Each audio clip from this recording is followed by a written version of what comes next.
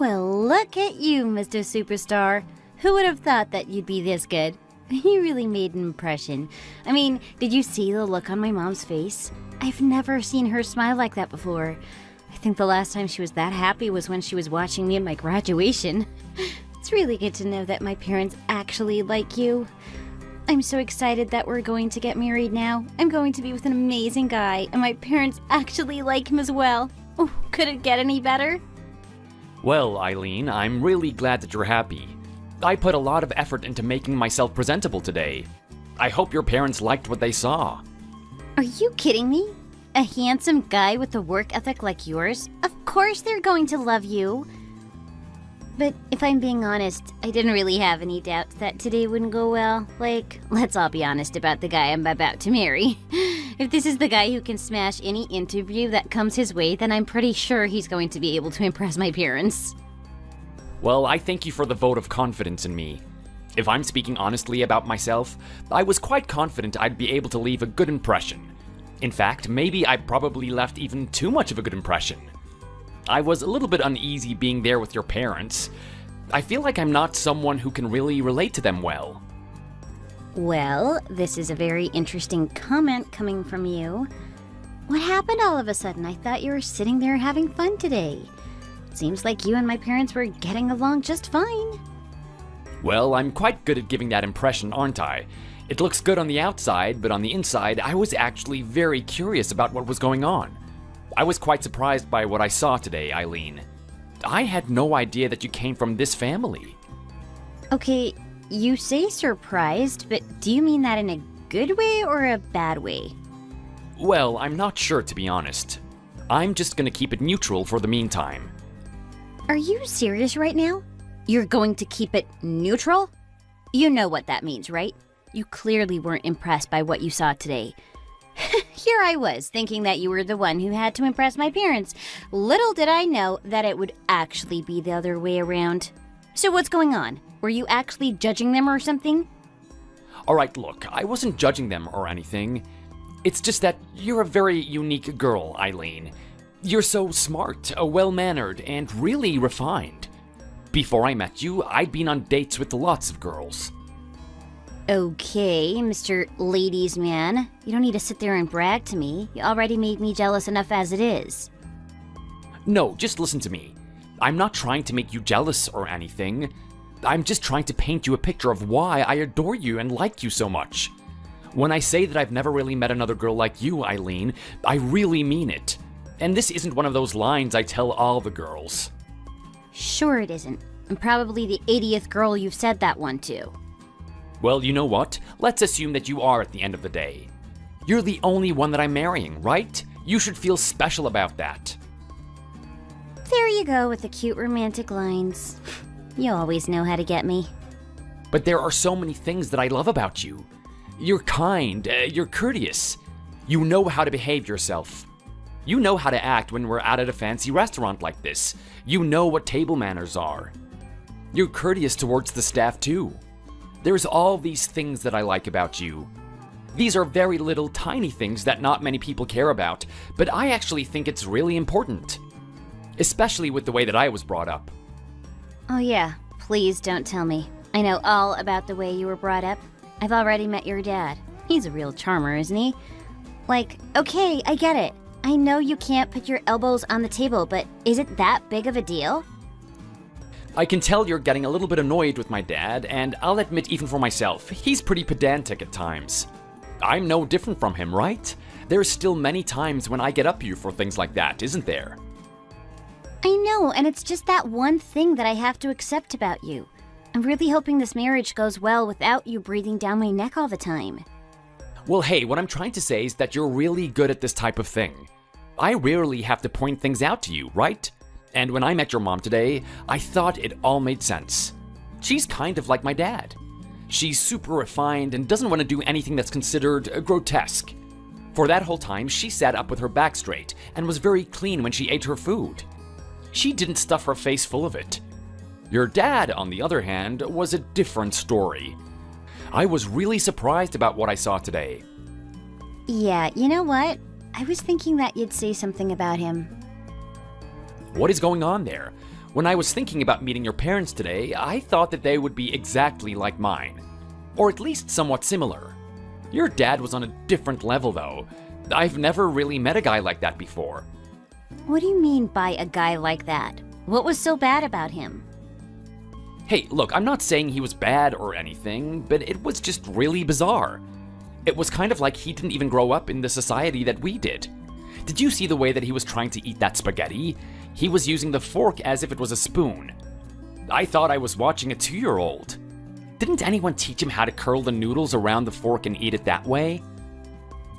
Hey, I don't want you to sit there making fun of my dad because of the way he eats. I can find plenty of things to make fun of you for. No, look, I'm not making fun of him or anything. I just think it was very interesting. He's a very quirky guy, isn't he? I mean, did you hear when the chef called out the dish for our table? Your dad rushed into the kitchen and actually went and fetched it himself. I've never seen something like that before. He really caused a commotion in there. Yeah, well, what can I say? That's my dad for you. He really cares a lot. He's just a really nice guy. Is nice what you would call it, or is he just unfamiliar with this type of thing? I mean, even the way he was behaving at the table was really bizarre. He kept burping all the time, right? Whenever your mom was speaking to us, he'd interrupt with a burp. I can tell that stuff really annoyed her. I saw what type of look she had on her face. I'm even starting to doubt that's even your father. Oh, come on. Are you serious? You're really gonna say something so stupid to me? Well, I'm being honest. Is that honestly your dad? He seems like he's from a different planet. How would your mom get attracted to something like that in the first place? Hey, can you cut that out already? Don't forget, this is my dad that you're talking about. Okay, look, I'm sorry. I was just really taken aback by everything. Well, do you have anything nice to say about what happened today? So far, it just feels like you want to put my dad down. Well, there are a couple of good things, a lot of highlights, I guess. When the food came out, it was really good. It finally got rid of that smell. What smell? You didn't have this weird smell the whole time that we were eating there? It was absolutely putrid. I have never smelled something like that in my entire life. Good thing that the fragrant fatty butter with garlic melting on the plate was enough to dispel it away. I don't think I could have sat there for another minute, honestly. What smell are you talking about? There is nothing there. Hold on a second. Don't say I'm going crazy right now. We both know there was a smell there. Don't try and deny it. You could smell that from a mile away. I was almost as close to calling someone to warn them about the restaurant. Just look around at all the other customers. They were all turning their faces up at it. Oh, come on, Harry. You're just full of crap right now. There wasn't any smell. You're overreacting. Honestly, there was a smell. You have to admit it. Anyway, you know what? Let's just put all that behind us. We finally got your parents' approval, and we got my parents' approval too. You know what that means, right? I sure do. It means we're finally going to be able to spend the rest of our lives with each other. You have no idea how excited I am for this. Eileen, this is the first step towards me achieving my dream. I've got that new job working in the bank. Everyone loves me, and there's a lot of good people there. Things are only looking up from this point on. It is not going to be too long until we can have our own family. Oh, Harry, you have no idea how excited I am for that. I just can't wait to have a couple of little feet running around the house. Oh, really? You want a couple of babies, do you? Here I was worrying that you only wanted one, or even worse, maybe you wanted none at all. Are you kidding me? I want as many as this body can squirt out. Oh, and as much as we can financially support as well. I told you about how I was looking after my sister's kids, right? They were absolutely adorable. They're not even my children, but I had so much fun with them. Think about if I had my own child, think about how much fun I could have then. Oh, we were gonna watch them grow up and see where they go, take themselves in life, see what they want to be. Actually, you know what? I think we should stop now. I'm starting to get ahead of myself. First things first, we gotta get married. And in order to do that, we need to probably organize everything. You have a good point there. There is so much that we need to do. We have to find a venue, we have to send out invitations. We have to think about the type of theme that we want. It is going to be a lot of work from this point on top of actual work too. Well, you know what? I think that's a good sign that we should just get to it. Here's to our happy marriage from this point on.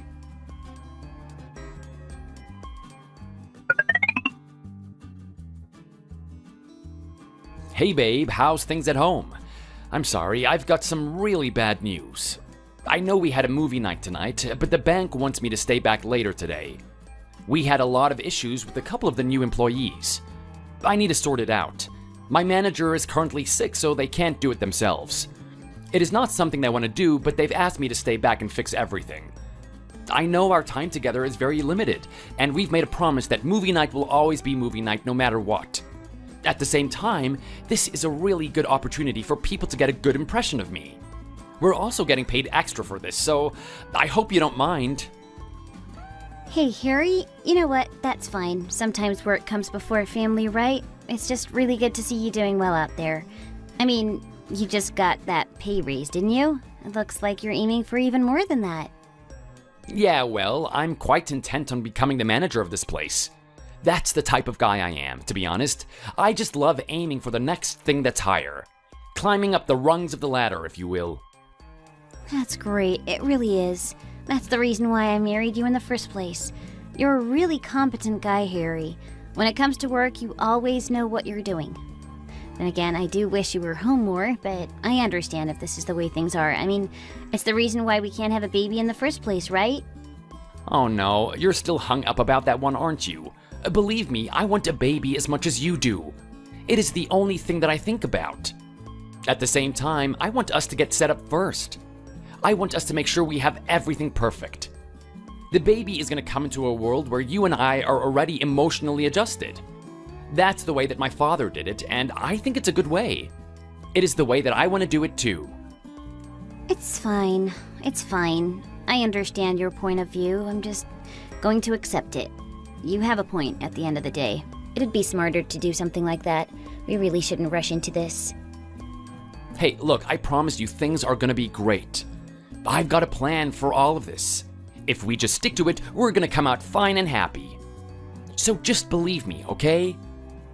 No worries, honey. I do. Anyway, there's something really serious I need to talk to you about. It relates to my family. Oh, wow, your family? We never really talk about them, do we? Of course we don't. We never talk about them because you always seem turned off by the conversation. There's something about my dad that you really despise, isn't there? It's not that I despise him or anything. It's just that, I'm not sure. I can only enjoy him in small doses. As you said, he has some sort of upbringing or experience where his behavior is quite different from the rest of us. What do you mean the rest of us? You're trying to say he's not normal or something? I'm sorry, look, I should have chose my words more wisely. He just has a different way of expressing himself that's very unique and something that I'm not familiar with. That's not to say that I despise him or anything. Be careful with the type of language that you use. You don't want to end up making me inadvertently hate your dad, right? No, of course not. I'd hate for that to happen, especially with what's going to happen from this point on. Wait, hold on a second. What do you mean by that? From this point on? There's something wrong with your dad? Well, look, here's the thing. I've got some good news and I got some bad news. The good news is that I think there's a really good opportunity for you and my dad to get along. At the moment, you guys have a really neutral and stale relationship with each other. It's not bad per se, but don't you think it'd be a good idea if you got along with my family and spent time with him? No, definitely, I agree with you, but you know how things are, right? Work, work, work. That's all on my mind at the moment. Yeah, I get it already. Well, anyway, that's the good news. There was a really good opportunity for you to actually become super close. The bad news is that he's gonna be living here. I'm sorry, what did you just say? That's right, my dad's coming to move in here. Okay, well, this is interesting. As far as I remember, I was the one that has my name on the lease for this house. I get it that you want your dad to move in, but you could have at least talked to me about it first. I don't get a say in this? Well, hey, come on, Harry. He's family. Should this even be a matter of discussion? Do you really want me to just leave him out there on the street? Well, I wasn't saying anything like that. But you know what? Just break it down to me. What is going on here? Did something happen to him? Did he get kicked out of home or something? You're not gonna believe this? I would never think something like this would happen. I mean, those guys have been married for years now. I can't believe my mom would be so selfish. Your mom? Selfish? I have no idea what you're talking about right now. I'm talking about the fact that my mom walked out on him. I'm sorry, what now? Yeah, I know, right? That's the exact same reaction that I had when I heard about it. I was so surprised when I saw my dad here today. I forgot that I gave him a spare key all those long years ago. I didn't give him the front door key, though. I gave him the key to the back door. I finished work and walked into the house like I always do, and I saw this man hunched over the table just sleeping there.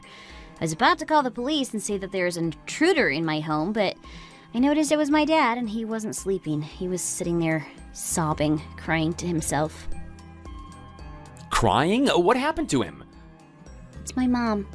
After so many years of marriage, she decided that she wanted to betray Dad. She decided that she wanted to leave him. She's gone now. She's never coming back to him. I'm so sorry, what? This is crazy. She's doing that all of a sudden? Was there any sign of this? There was nothing. Nothing at all. Then again, to say their marriage was exciting would also be an over-exaggeration. I'll admit that the spark of my parents' marriage hasn't been there for a long time now. To say it was stale would be an overstatement. What I assumed was going on was that those two were getting up there in years. That's what tends to happen in marriages, right? They start to fall off. They start to lose interest in each other. I thought it would become more about trust and companionship than passion. Well, it seems like that wasn't the case at all. The passion part is still really important at that stage in their life. What are you trying to say? That they lost their fire or something? That's exactly what I'm trying to say. The flame has been extinguished. My mom lost total and complete interest in my father. You gotta be kidding me right now. This is crazy. Who would have thought that I'd wake up and this would be the thing that would happen today? Well, actually, here's the thing. This hasn't happened today at all. My dad's been suffering on his own for a week now. A whole week? What has he been doing? I'm gonna need you to give me a little bit more context here, Eileen. I have no idea what he's been going through. Oh my god, okay, just listen to me.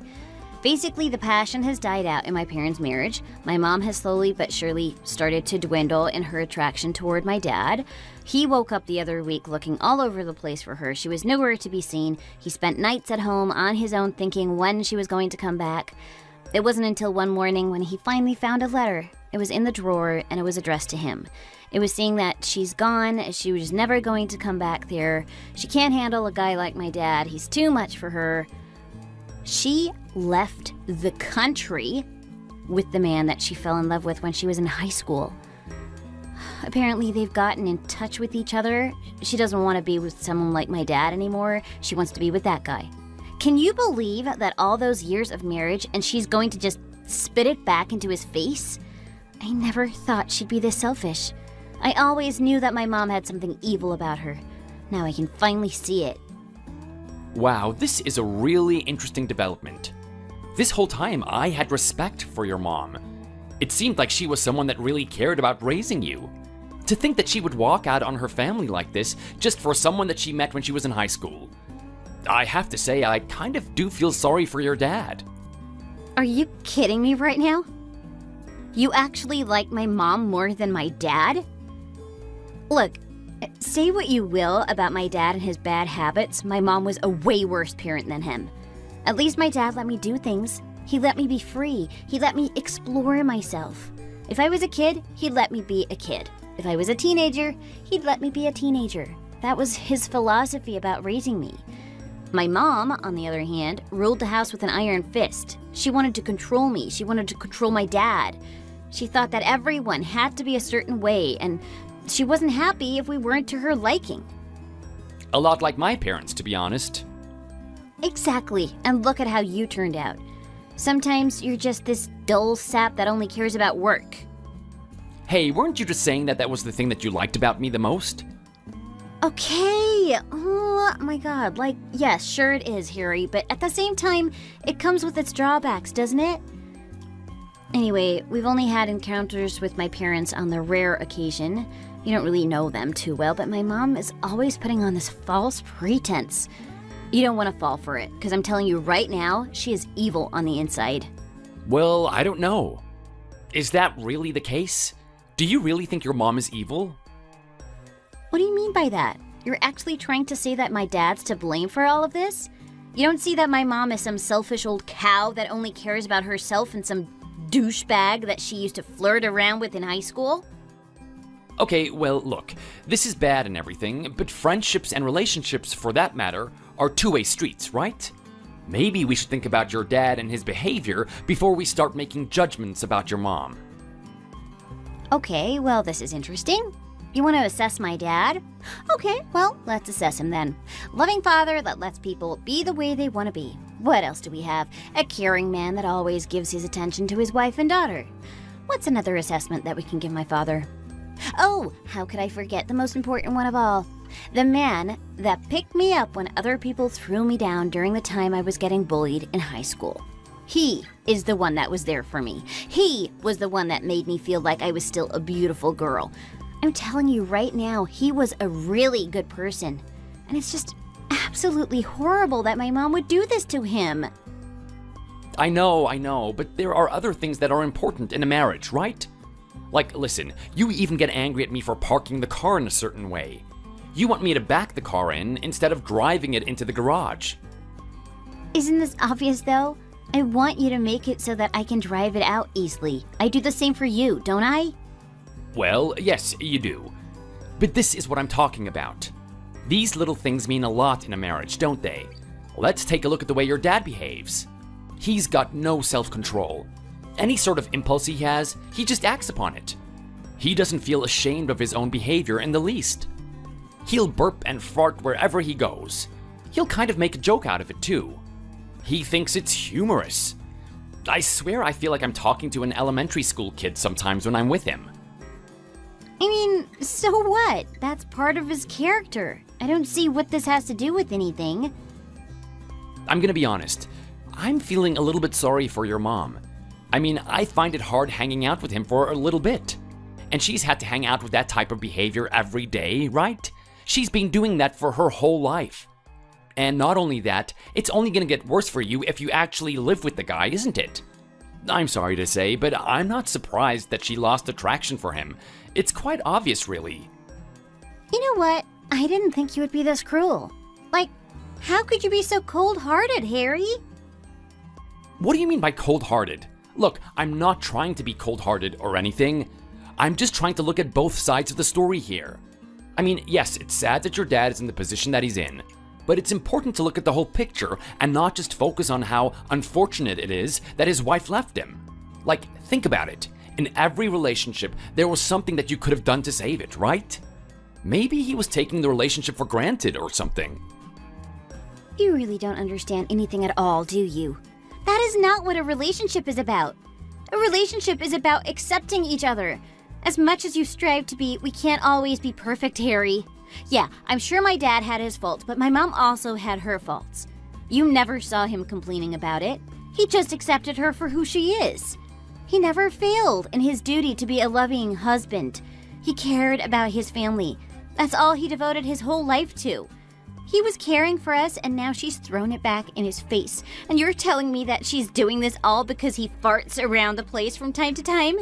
That's just ridiculous. Is she really going to sacrifice a whole marriage for something like that?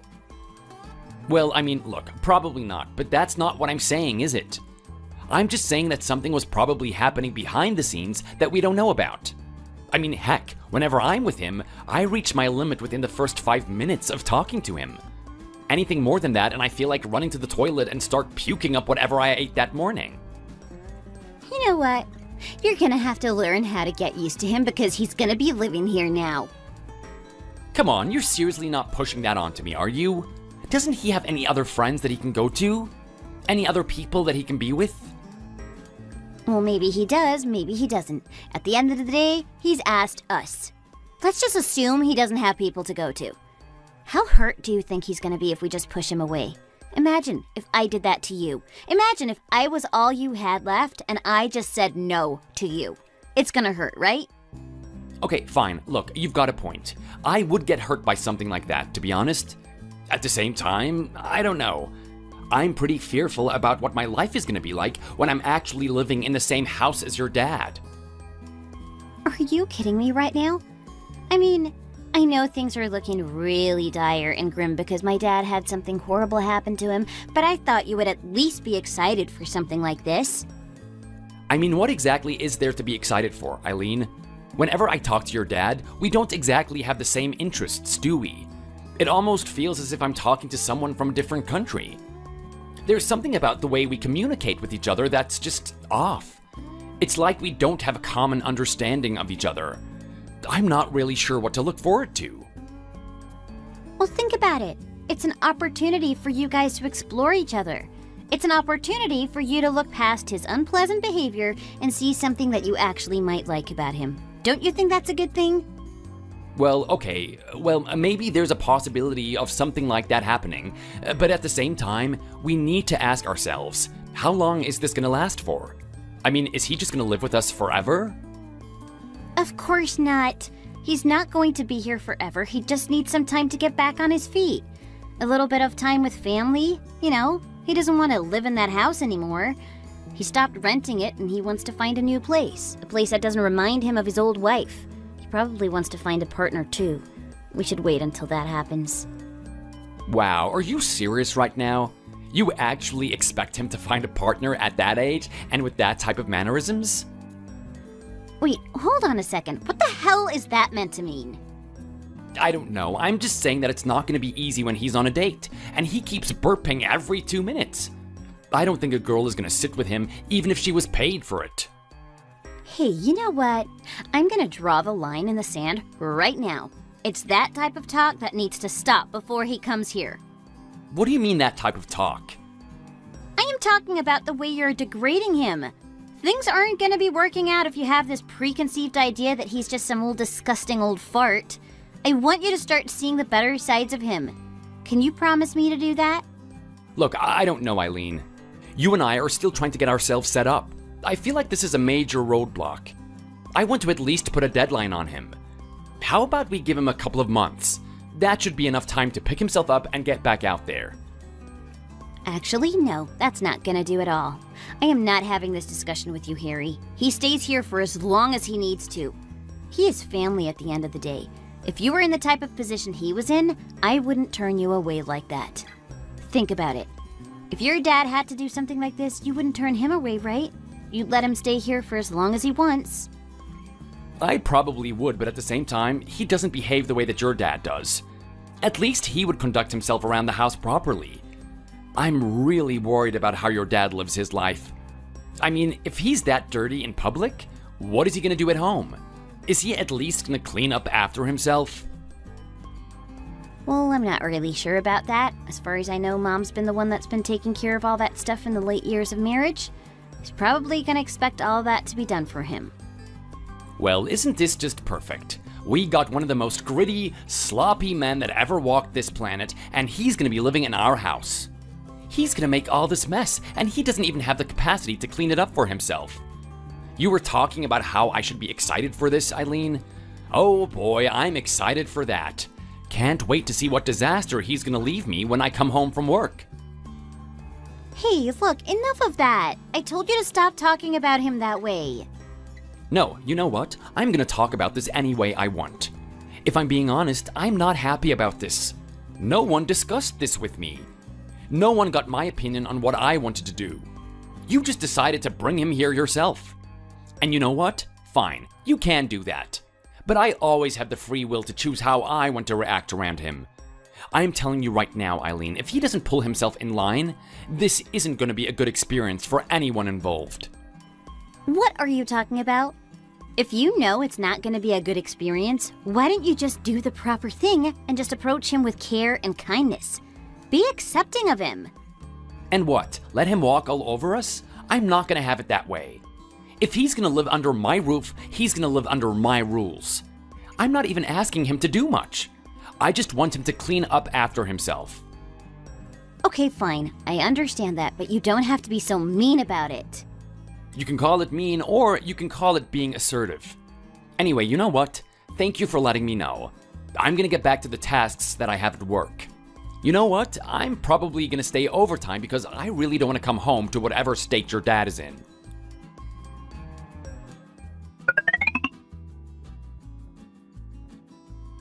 Hey, how you doing, Harry? How's the breadwinner of the family feeling today? I hope you're hanging in there at work.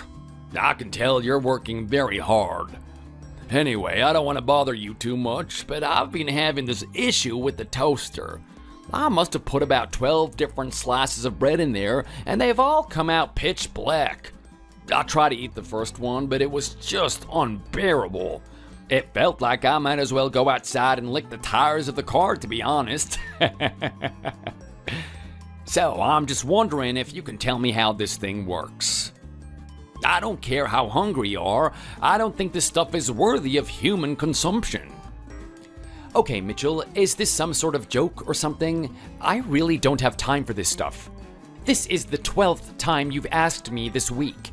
Surely you must be trying to mess with me or something. Okay, look, I think I remember you telling me something about that. You were telling me how to work this thing, right? I'm sorry, I just keep forgetting.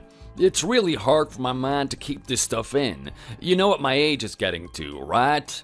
Nothing really sticks the same like it used to. Anyway, have a little bit of mercy for an old man. Okay, you know what, Mitchell? How much time do you have at the moment? Because there's something I want to talk to you about. I'm going to abandon my duties here at work just to have this conversation with you. That's how important I think it is. Okay, well, thank you for taking the time out for me, son. I'd love to hear what's been on your mind. Hey, you know what? If it's about us spending more time together, then I'm totally open to it. I'm not sure what your generation enjoys doing, but I would love to go fishing at some point. What do you think about that? That'd be a good way for us to get to know each other. Mitchell, I don't want to talk about us bonding yet. There are some serious issues that need to be addressed. I don't think there's any chance of us getting along with each other unless we do. Oh, okay. Well, it's been a couple of weeks since I've been here, so I guess it's good that we have this talk. Obviously, there's gonna be concerns that pop up. Well, here's the thing, Mitchell. I know that you're my father-in-law and everything, but I'm finding it really hard having you in my house. Everything from the way that you carry yourself to the smell of the home is something that I can't bear. I'm sorry? What did you just say? Are you talking about the smell? Actually, I don't want to take this too seriously or anything, but I want you to understand to what extent this turns me off. I find the smell absolutely abominable. Oh, wow. Is it that bad? Oh, I'm so sorry. I really don't mean to come off that way. Well, look, your intentions don't really mean much to me, Mitchell. I think that we've had this conversation before. I talked to you about having a shower, and the stench still remains. So, what's going on? Okay, look, I'm gonna have to be honest with you about a couple of things. Harry, the truth of the matter is, I'm still working, even in my old age. You're still working? That's right. I'm a very different type of guy. I'm not doing what people would exactly call normal. I work in cleaning septic tanks. I'm sorry, you do what now? That's right. That's what I do. I do it on a daily basis. Okay, and how long have you been doing this? Well, that's gonna use a couple of brain cells. How long have I been doing it now? I would say I've been doing it for over half of my life. I mean, this is my passion. This is what I wake up for in the morning. Are you kidding me right now? This is the type of thing that you're passionate about? Getting into a septic tank and cleaning out all the filth from it? Of course I am. Why wouldn't I be? I've been doing this my whole life. If I didn't enjoy it, I wouldn't do it. What a weird question to ask me. I'm sorry, I was just really taken aback by that. I had no idea that this was something that you actually enjoyed. This is the first time that I've met someone like you. So you actually enjoy getting down and dirty there, do you? More than anything. It's way more exciting and interesting than just sitting at some register at a supermarket. I don't have to deal with any noise or arrogant customers like most people do. Well, I'm not going to deny that, but I'm sorry. I need to get something straight with you right now. Mitchell, you're saying that cleaning up another person's crap is an even better job than that? Even if you get super dirty and stinky? For sure it is. How many people get to do what I do? It's quite a unique job. I'm telling you, whenever you meet someone new, they always show some sort of interest in it. Not only that, but the money in it. Wow. If there ever was a job out there that can be described as something as hard and decent work that pays well, then it's gotta be cleaning those septic tanks. Okay, I'm not really sure how to respond to all of this, but I guess we can just finish off by agreeing to disagree. That kind of explains the stench that's been permeating throughout the whole house. Are you trying to tell me that you don't take a shower after that thing? Well, in all honesty, I'm not that type of person. It's just a little bit of Mother Nature at the end of the day, right? It can't do you that much harm. Are you serious right now? So you're actually walking around with crap covered all over your body? I think I want to throw up. You've actually been sitting on my couch and everything. Oh, hey, come on, son. Settle down. I have my own opinions on the matter, but I know how other people feel about it. I know they're not going to accept my way of thinking. I've done the necessary thing, and I've cleaned myself up after every tank that I clean. I give the clothes a good wash, too. Unfortunately, it's not enough.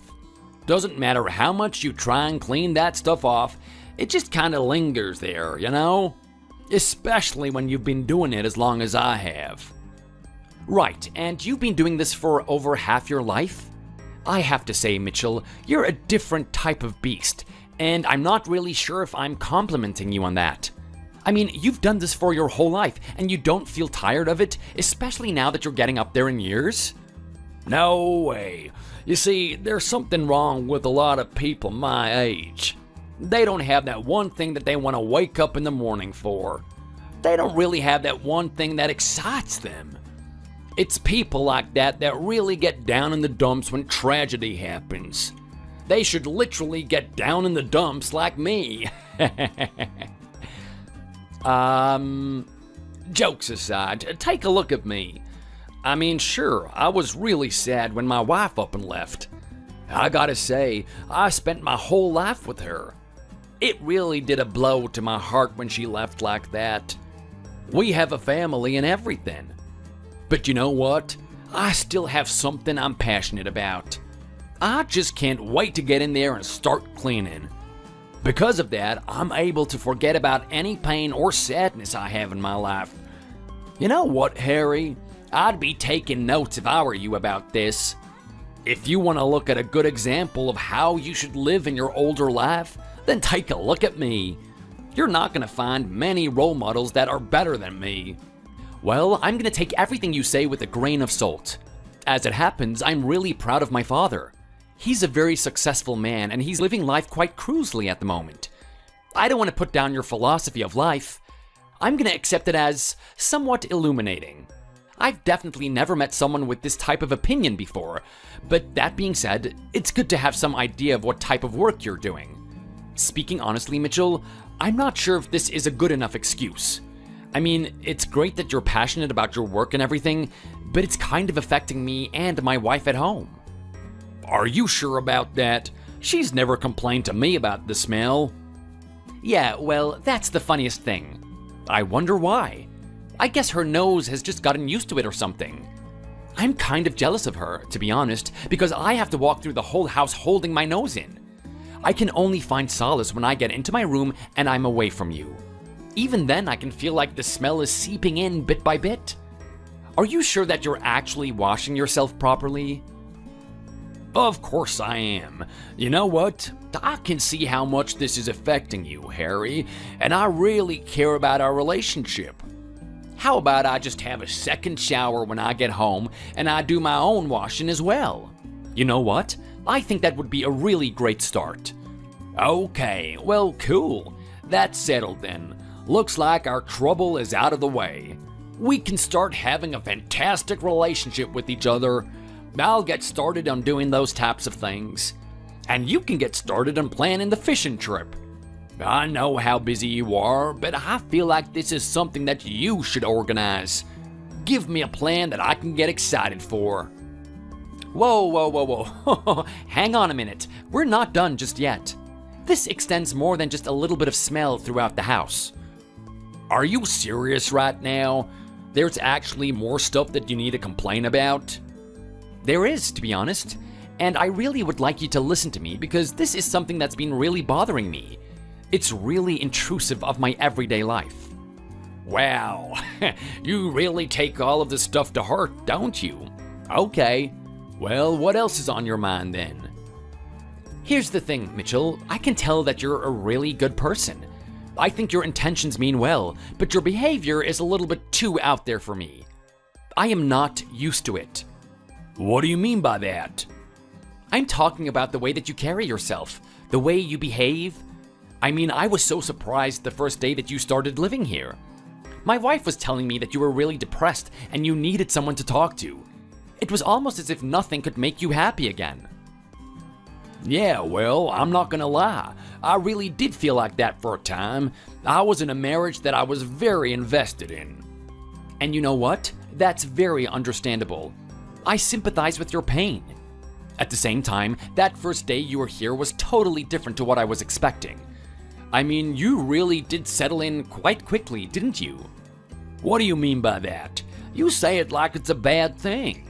Well, I just think that there's a certain way that you should behave yourself when you're playing the guest at someone else's house. Did I do something to offend you or something, Harry? Did I step on your toes? Well, let me ask you this, Mitchell. If I came to your house and I started rummaging through the fridge and grabbing all the chocolates and sweets that I could, you would think it was kind of rude, right? I don't really have the right to take what's yours. Well, I don't know about that. You are my son-in-law after all. I care about you. If you're gonna have a good time, then I'd like you to eat everything in the fridge. Okay, well, I'm glad that you're such a nice person, but the thing is, I kind of found it very disrespectful when the first thing I saw you do is clear out the whole fridge. You do realize that the food that I had in there wasn't to be eaten in one consumption. I was gonna eat that throughout the whole week. I think I saw you go to the fridge once, and everything that I wanted to eat that week was gone within a matter of 5 minutes. Yeah, well, what can I say? They don't call me the Iron Stomach for nothing. You could put a damn cow in front of me and I'd be able to eat that thing. That's not the point that I'm trying to make here. I'm trying to say that you should at least ask me first for it. Honestly, you're the type of guy with no boundaries. It's not just the food. It's not just how much you eat here. It's the way you even walk around the house. I mean, sometimes I've just seen you walking around in your underwear. Well, yeah, I don't see what the issue is with that. I mean, it's hot weather, isn't it? Do you want me to just sit there melting in my shirt and pants all day? Okay, well, everyone's hot here, but you don't see us walking around like that. Well, you don't have the sexy little dad bod that I do you? Mitchell, I'm not in the mood for jokes. I'm trying to have a serious conversation here with you. You want us to get along, right? Well, until we fix these types of things, I don't think that we are ever going to be friends. Oh, come on, Harry. Don't say that to me. Do you really think I'm doing all of this stuff on purpose? I can't really help it at the end of the day. What do you mean you can't help it? You're trying to tell me that you've been this selfish guy that doesn't respect other people's boundaries your whole life? Well, hey, when you put it like that, it's a little bit harsh, don't you think? But I guess yes is the answer. Like, here's the thing. I've been trying to stop this for a while now. You're not the only one that's complained about it. Even my own daughter has complained about it. Are you serious? She seems to accept anything that you do. She treats you like some king that we should all bow down to. Even though you act like you're 6 years old, still burping around the place like it's still funny. Okay, look, that's just part of my personality. I'm being serious when I say I can't stop it. You don't think I ran into the same issue with her? There's a reason she accepts everything now. She just kinda has to. This is the type of dad that she has. I remember all those times she used to get angry at me. Man, those are some good memories. I find that really hard to believe. What exactly did she get angry at you for? Because from my point of view, it seems like the opposite. Well, look, now that she's matured and she's had to put up with me her whole life, she doesn't really have a choice. But back when she was in high school, this was a real issue. Okay, I can kind of see where this is going. She probably had some boyfriends over or something, right? You embarrassed her in front of them. Yeah, you catch on really quick.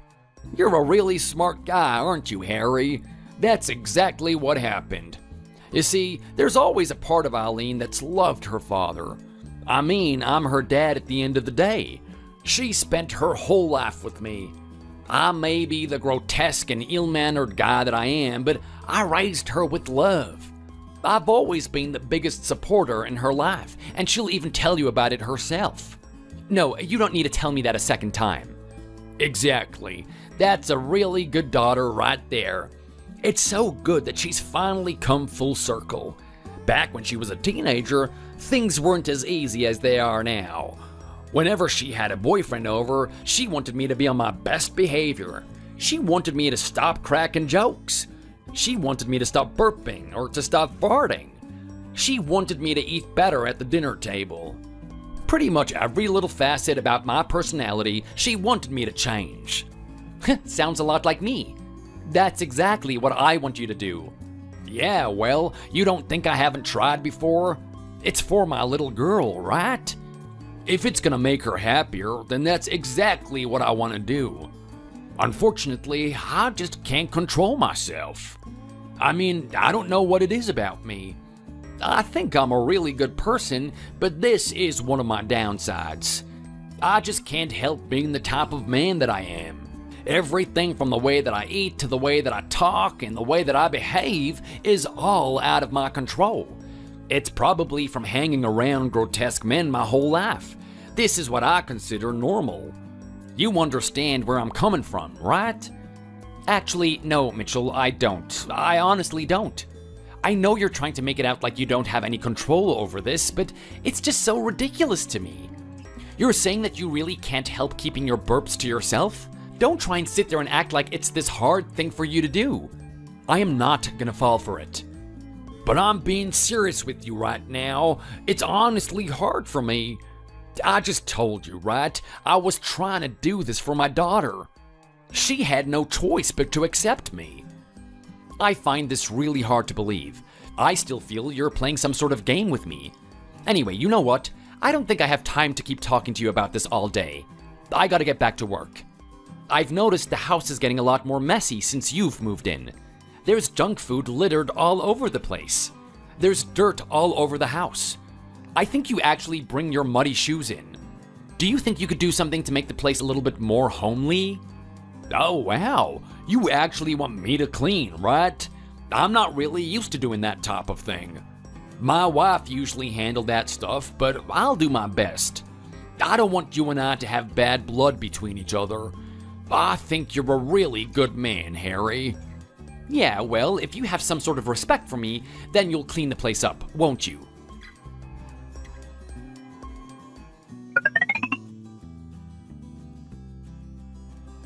Hey, how are you doing, Tiger? It's been a while since I've contacted you. I hope my son hasn't been slacking off. You're an adult now, so I don't need to check up on you every month like I used to. I'm putting my faith full in you that you're doing the right thing. So let's hear it. What's been going on in your life recently? Hey, Dad, thanks for checking up on me. It's really good to hear from you. Don't worry, I've been doing the right thing, and you're gonna be proud of me. Do you remember when I was telling you that I was working in a bank? I sure do. You were very excited about that position. I told you that you should keep your head on straight, though. That's not the type of job where you can be clumsy. I mean, you're dealing with other people's money at the end of the day. I know, and I took your lessons to heart. Well, here's the thing. I'm actually being considered for a management position. I haven't even worked here for that long. Are you kidding me? That's exactly what I expected of you. It's good to see that you're rising up higher in life. How's everything at work? Are you getting along with the people? Of course I am. There's a reason why I'm being considered for this position in the first place. My people skills. Everyone compliments me on the way that I present myself and the way that I talk to people. It's one of my strongest suits. Yeah, well, who'd you have that to thank for? You always used to have this bitter attitude towards me and your mother, but we were training you to be a successful and likable adult, right? We haven't heard your words of gratitude yet. Yeah, well, maybe I'm grateful for it, or maybe I'm not. If I ever do say thank you, I want it to be when I'm actually successful. I don't want to stop at just being a manager. I want to see what else is out there for me. Oh, it's good to see that you still have that fire in you. Keep that thing burning bright, son. Just remember that I'm expecting great things from you. Anyway, you know what? Enough about work. I kind of had a feeling that things were going well for you in that area anyway. Let's talk about something that's really important. Let's talk about you and your wife. Wow, do we really have to bring that up, Dad? Of course we do. You see, I've noticed something about you, son. You've gotten sneaky over the years. You're always going to talk about the things that are going well. You're always going to give me this image that everything's perfect and that you don't want me to meddle. The truth of the matter is, I know when you're lying, when you're trying to over-exaggerate your success, like you're doing right now. That means that you're hiding something. And I'm going to take a good shot at the fact that maybe things aren't going well at home. So, let me ask again. How is it going with you and the wife? Look, Dad, I don't know. Things are kind of degrading in that area, if I'm being honest. I don't really want to talk about it. I want to talk about it with someone who's actually going to help me. Well, who's going to help you more than a man like me? You know how long I've been in a marriage, right? Do you think your mother and I just had a smooth sailing experience the whole time? Of course not. We had so many issues along the way, and we had to overcome them together. Thankfully, I was the one who put in the time to figure out what the issue was, and I attacked it. So, let's do the same with you. I don't know. The situation I'm in at the moment is really quite unique. I'm not sure if you can relate to it. Well, I want to hear about it anyway. So tell me, what is going on? It's got something to do with the bedroom, right? It's probably got something to do with the fact that you and Eileen aren't getting it on anymore. Oh wow, Jesus, Dad, please, come on! Are you seriously gonna jump to that conclusion? It's not like we're 40 or something. Hey, look, that type of issue has no relation to age. It has to do with attraction to your partner. I wouldn't be surprised if something like that was happening, especially with the amount of time that you spend at work. Hang on a minute. What are you talking about right now? How do you know how much time I spend at work? Well, take a look at the way you speak, son. You're a dead giveaway. It's all you talk about. It's like it's the only happiness in your life. I never hear you talk about the amazing things that you do with your girl. You know, that type of stuff is important too, right? Okay, Dad, fine. You have a point. I'll admit, I prioritize work a little bit too much, but at the same time, how did you find out about this? What other way am I meant to find out about this? I've been talking to your wife. You've been talking to Eileen behind my back? Well, hey, don't talk about it as if I'm after her. I'm a married man after all. I'm not gonna go off chasing the skirts of a girl that my son is already married to. My naughty boy days are over. Geez, Dad, don't start there. I don't need to listen to it for the millionth time. Are you sure about that? You should still listen to my stories while you have the chance. I'm probably gonna forget about them any time now. But look, I've been talking to Eileen and she's been raising a lot of concerns with me. She's been raising concerns that you don't spend any time with her. Apparently, you used to have some sort of movie night, and you don't do that type of thing with her anymore. She's left to sit with her dad, wondering where her husband is all the time. What do you mean that she's wondering where I am? Doesn't she realize that I'm out there working? I don't know if you know this, but I've just started a second job doing some freelancing online. I'm earning a little bit of extra money editing people's reports. I've been proofreading their work and whatnot. Okay, so what you're telling me is that you would rather earn some chump change than actually spend time with your wife? How's that meant to make her feel? If she knew this, how do you think that she would react to it? Well, she already knows about it, and she's quite understanding, actually. Okay, maybe on the outside, but think about how she's feeling on the inside. You need to spend more time with that girl. You're gonna lose her, trust me. And you know what? Let's not stop there. Let's talk about this little situation between you and her dad. Oh my god, has she actually talked to you about that? Oh, I can't believe it. She's definitely over-exaggerating things. You have to hear my side of the story. I've heard that this man has been approaching you very kindly. Apparently, he speaks with you in a very friendly manner. He even goes out of his way to make you breakfast. Why are you giving this man the cold shoulder? Don't you realize that he is your father-in-law? Look, Dad, I know, I get it. I should be getting along with him.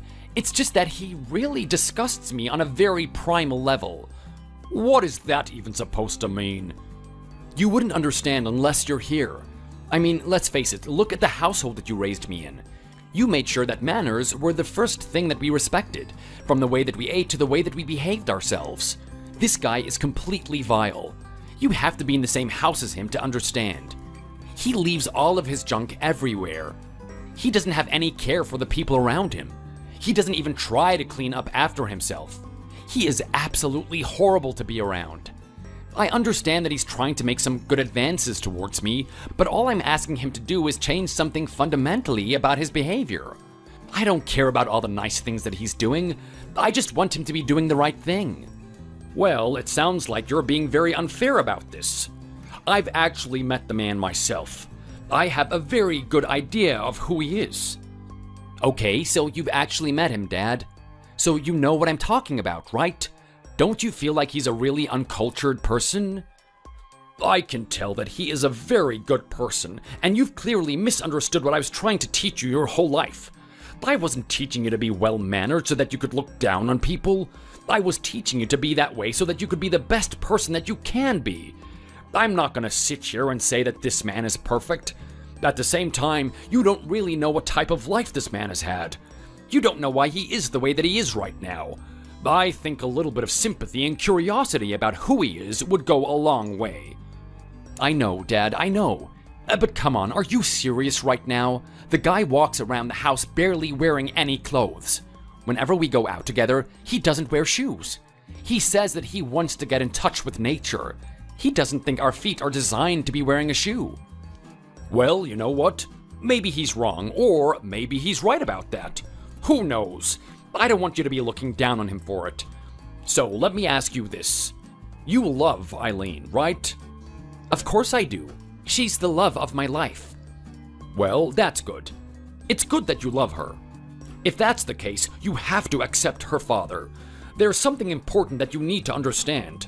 Not everyone is as lucky as you are. He wasn't blessed to be raised in a household like I gave you.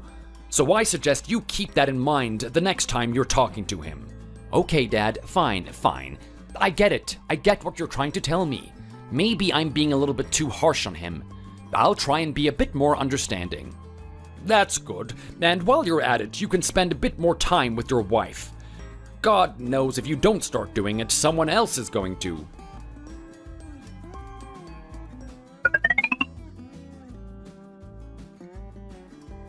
Harry? Harry? Oh my god, Harry, I'm so sorry. I only just found out. Lately, I've barely seen you. You never come home, and when you do, I don't get a chance to talk to you. At first, I thought it was just because you were working. I know how much you want to earn money for this family, how much you want to get our family started. Having children is so important to you. I thought work was what you were spending your time on. Then I started to get curious. Maybe you were actually seeing someone behind my back? I was genuinely worried. It wasn't until your father told me what happened. It's true, isn't it? Your grandma passed away, hasn't she? Wow, so you actually know about that?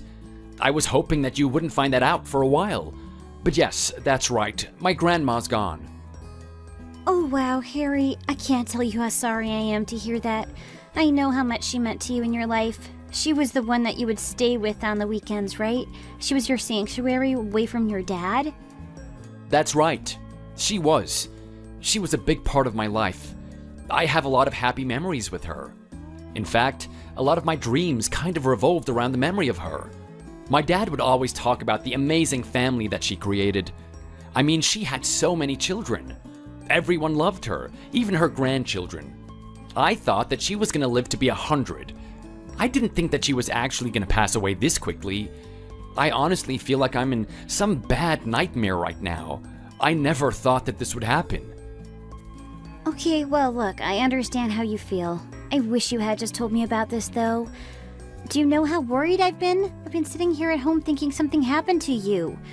Your behavior has been so strange lately. I know, it's just... I need some time alone. It's one of those things. Could you at least tell me what's going on? Why wouldn't you do something like that? The thing is, Eileen, if I told you, you would get even more worried about me. And then you would invest more time with me. I think the only way I'm gonna get over this is if I keep working. You understand what I mean, right? I just want to keep my mind preoccupied with something else. I can't believe it. You really have a stubborn head, don't you? You know, sometimes talking about the way you feel can help as well. But anyway, you know what? You're a guy and you have your guy way of sorting out your own emotions. I'm just gonna leave you alone. But hey, just remember that I'm always here for a chat, okay? I know things are rough between you and my dad, and the household has been in disarray, but you always have me in the end. Never forget that.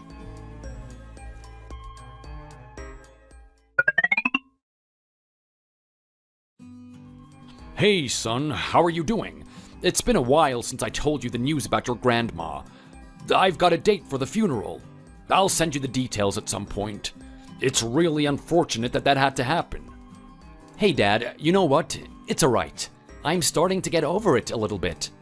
I have a way that I'm keeping my mind off of things. I'm just gonna keep doing that. I don't want you to be worrying about me. Well, that's great, son. It's good that everyone has a way to cope with these types of things. Some people like to talk about it. Some people just want to keep it on the inside. I guess you're the type that wants to work it away. I'm not going to say what is the right thing to do, but I just want you to do whatever works for you. Thanks, Dad. I really appreciate that. You know that no matter what, I will always love you, right? I don't care what happens to you in this world. I don't care even if you fail. You're still my son, and I'm proud of you. I'm proud of the man that you're trying to become. Never forget that. Wow, okay, well, I won't. I know that Grandma's died and everything, Dad, but you're being very serious right now. I've never really seen you be this way. You must have really cared about her as well. Well, of course I did. She's my mother at the end of the day. But there's something else playing on my mind, something that I've been meaning to tell you about. I've got some bad news about your mother and me. Oh no, please don't, Dad. I don't want to hear this. I can't. It's just bad news after bad news. I don't think that I can take it. Well, look, sometimes in life we have to know things even if we don't want to know them. The fact of the matter is that something bad has happened. We can't just run away from it. Challenges pop up in life. It doesn't matter how stable we've been. When these challenges arise, the people that can learn how to deal with them and move on are the ones that better themselves. The ones that can't suffer and start walking down a dark path. What are you trying to tell me right now? Just tell me what is going on. Look, all I'm trying to do is prepare you for what's about to happen. I need you to have a strong mentality. You're a good man and you're doing everything right. I couldn't be any more proud of you. I want you to continue doing these great things with or without your parents. Wait, what are you trying to say right now? What do you mean without you guys? Are you trying to tell me that you guys are going to... You're passing away just like Grandma, aren't you? You're leaving me in this world to be on my own. I'm not saying that, son. It's not like we're gonna pass away tomorrow, but something big has happened to us. Some big changes, that is. Well, if I'm being honest, I was actually hiding it from you. Are you kidding me right now? First you hide the fact that you've been talking to my wife, and now you've been hiding something serious about you and Mom? Just when does it end? I'm only doing what I'm doing because I care about you. I'm not like your grandmother. I wasn't able to have a massive family like her. She's had all sorts of sons and daughters, people that she can look at, people that she can be proud of. All I've got is you. You're my only legacy, son. I don't doubt you for a second, but I care about you a lot. Come on, Dad. Stop this. Stop putting me on pins and needles. I just want you to spit it out already. What's going on? Are you and Mom dying? Yes or no? Well, how can I best answer that question? Yes and no. Everyone's dying a little bit, right? Every minute of the day is another step closer towards the other side. But let me talk about your mother. Between the two of us, she's the more important one. There has been a persisting issue with her recently. When was the last time that you've seen her? Oh, wow, please don't ask me that, Dad. I don't want to realize how long it's been. I think it must be years now. I know you guys have been inviting me over. I know that you've wanted to spend time with me, but I've just been so busy with work. You have no idea. We have a good idea what's going on with you and work. We have too much of an idea. I don't need you to just sit there and try to justify yourself anymore. Well, here's the thing. It was kind of for the better that you haven't been seeing us. I didn't want you to see the degradation of your mother. What do you mean, the degradation of my mom? What is going on right now? I want you to spit it out right now. Your mother has dementia, Harry. She's had it for a very long time. What do you mean? That can't be true. She's been working in that shelter, right? If she had dementia, she wouldn't be working in a place like that.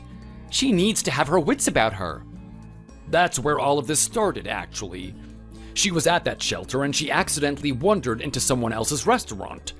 She started doing the same thing that she does at that shelter, not realizing where she was. It was completely bizarre. She really scared a lot of people. Are you kidding me? She's already reached that stage already? I can't believe it. It's only been a couple of years, but it's already degraded this fast? It's been progressing quite rapidly. Day by day it gets worse. It was very simple and cute at first. I didn't even think much of it. She would walk into the living room and ask me if I grabbed today's newspaper. I'd give her an answer, and then 5 minutes later, she would ask me the same question. That's how it all started. But it's very different now. It's progressed to the point where she asks me the same question about 10 times a day. She honestly has no idea what is going on. Oh my God, Dad, I can't believe this. How could this happen? I mean, Mom, why? Why did this happen to you? You were the sweetest person. You wanted to help so many people. You were in that shelter, right? Hey, sometimes this thing happens to the best of us. It is what it is. You can't change what life throws at you. But I'm not gonna lie, it's getting very serious. There are a lot of times when she's calling out for you. She walks into the room and she tells me to get you to do your homework. She still has this image of you like you're in high school. Her mind is all scattered and over the place. I can't believe you would do this to me, Dad. You should have told me that this is how she is. Well, how could I? Look at how focused you are on work. Look at how well you're doing. Why would I try and interrupt that? At the end of the day, what's happening to your mom is something that we can't help. We can sit here and worry about her all day, and it's not going to do anything. We just have to accept her for what it is. I didn't think that you were ready for this yet. Are you kidding me? You're treating me like I'm some kid again. I am more than that. Maybe you are. Maybe you aren't. I didn't want to take that risk. Okay, well, that's Mom. What's going on with you then? Well, I'm not sure you're going to take this one easily, Harry, but your pops has cancer. I'm sorry, what did you say? I know, it's a shocker, isn't it? I've lived a healthy life, I have, and I still get hit by this thing. I've already had a talk with the doctors, and they say that I have a very low survival rate. I'm probably not going to make it through this thing. Oh my God, Dad, why? Why does this happen now? What's going to be next? Am I going to lose my wife? Am I going to be alone for the rest of my life? What did I do to deserve all of this? You didn't do anything. This is just life playing its little game with you. It's just the way it is. Don't think anything of it. What can I do, Dad? What can I do to save you?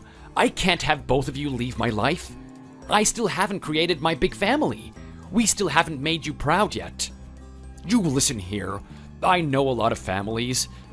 I have a lot of friends. I talk to them and all they do is complain. They complain that their son became a certain way. They complain that their daughter stopped contacting them. In all honesty, I am really lucky to have a son like you.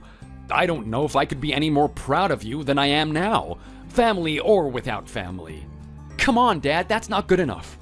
You know everything I'm working towards has been for your approval. You have to give me a chance to prove myself. Please don't die. Well, unless you have $100,000 to pay for surgery, then there's not a lot that you can do. It's better to accept what's to come and move on.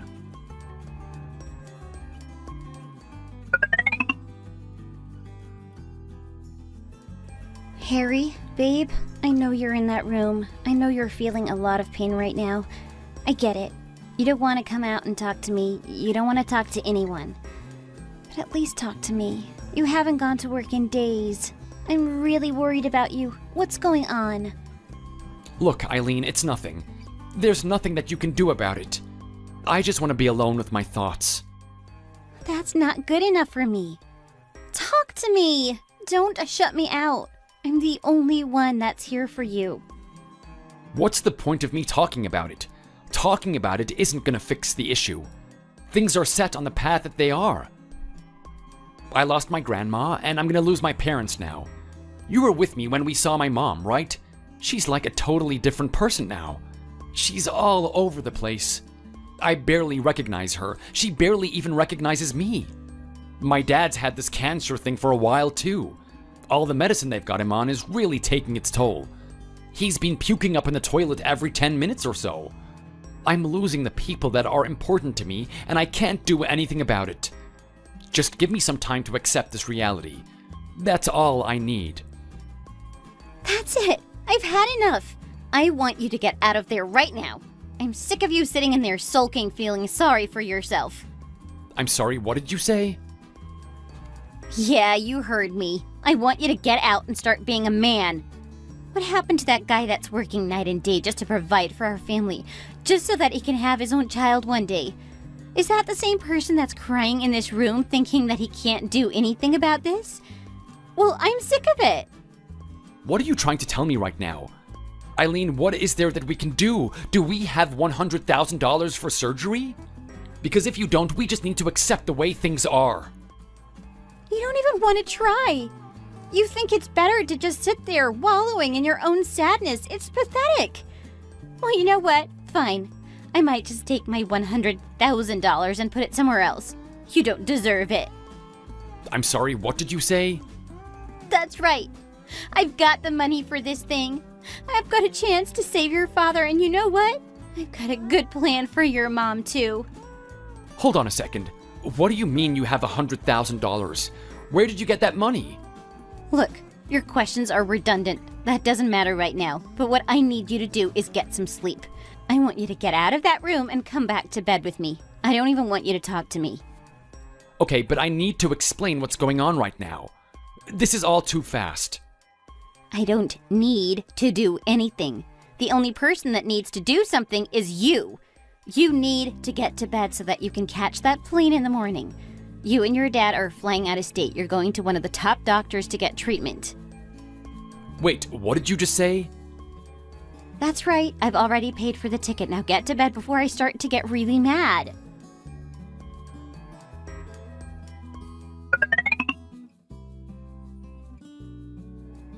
Hey, how are you doing, Harry? I heard about everything that's been going on with your father. I'm really sorry.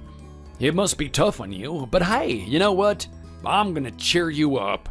I'm out at the moment, so I didn't catch you when you came in. I did get a message from your wife, though. I want to celebrate you coming back and your father getting treatment. It went pretty well, right? I'm so happy for you. I'm currently at the shop and I'm buying some ingredients to make some good old fried wings. You gotta taste it. It's one of my best recipes. Just shut up, Mitchell. Shut your damn mouth. I don't want to listen to you. Stop pretending to be nice all the time. I don't want to eat your stupid food anymore. Don't you realize that crap is giving me diarrhea? I've had enough of it, and I've had enough of the way that you've been behaving around my house. Hey, what is going on right now? You're still not hung up on what's been going on, are you? I thought we squashed the beef. We definitely haven't. There hasn't been any improvement in your behavior, Mitchell. Not only that, but it's just gotten worse. I mean, I could not believe something like this has happened. I was only gone for a week. How did things turn out this way? Well, hey, I don't really know what you're talking about right now. If you've got some issues, just let it out. Let me know what it is. It's you, Mitchell. It's all you. It's you and that stupid job of yours. How could you be proud of a position like that? I was trying to be nice to you before, and I didn't say anything about it. But now I've reached my limit. Your job is an absolute embarrassment. You should feel ashamed of yourself. I can't believe that you actually did this, sabotaging me intentionally this way. What are you talking about? I haven't done anything out of the ordinary. You've absolutely destroyed all my clothes. What have you been doing this whole week, Mitchell? You've been washing clothes, haven't you? Well, yeah, I was trying to do that as a good gesture. You kept telling me about how much you wanted me to clean, right? That's exactly what I was doing. Okay, but did you even think about what you were doing before you did it? Do I have to explain to you what has happened? You mixed your clothes that are stained with crap on them, and you actually put them with my clothes? What do you think is going to happen to my clothes? They smell like someone took water out of the sewer and put it into the washing machine. How could you do this to me?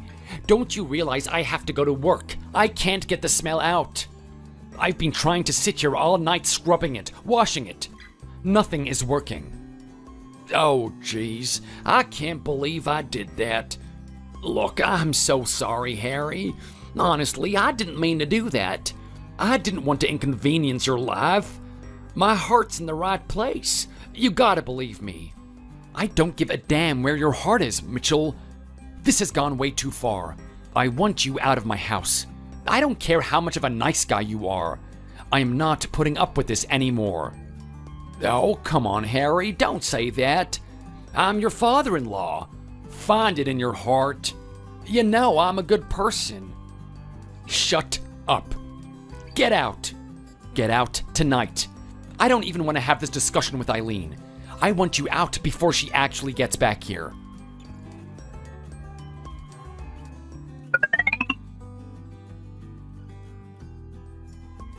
Eileen, what the hell is going on? I know you're inside there. I can see that your car's here. Open this door. Open this damn door now. I am not putting up with this crap. I've had a horrible day at work. Do you know how much people are ridiculing me for the smell? All I want to do is just get in there and have a bath already. I've never been this humiliated in my entire life, and now you're actually going to lock me out of my own home? I don't want to sit here and play games with you. Open the door now. You're not coming in this house. You kicked my father out, Harry. You kicked him out when you had no reason to. What do you mean I had no reason to? Go to the laundry basket and you can find your reason. He's destroyed everything.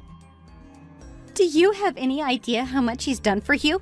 Do you have any inch of gratitude toward that guy? What do you mean gratitude? Should I thank him for making me smell like the septic tanks that he cleans every day? Is that actually what you expect me to do? Eileen, get out of here. I can't believe that I'm having this conversation with you. Where do you think I got that money? I'm sorry, what are you talking about right now? The money for the surgery. Where do you think I got it? I'm not sure, to be honest. You wanted to be really secretive about it, didn't you? You just rushed me off on that plane before I could ask you anything.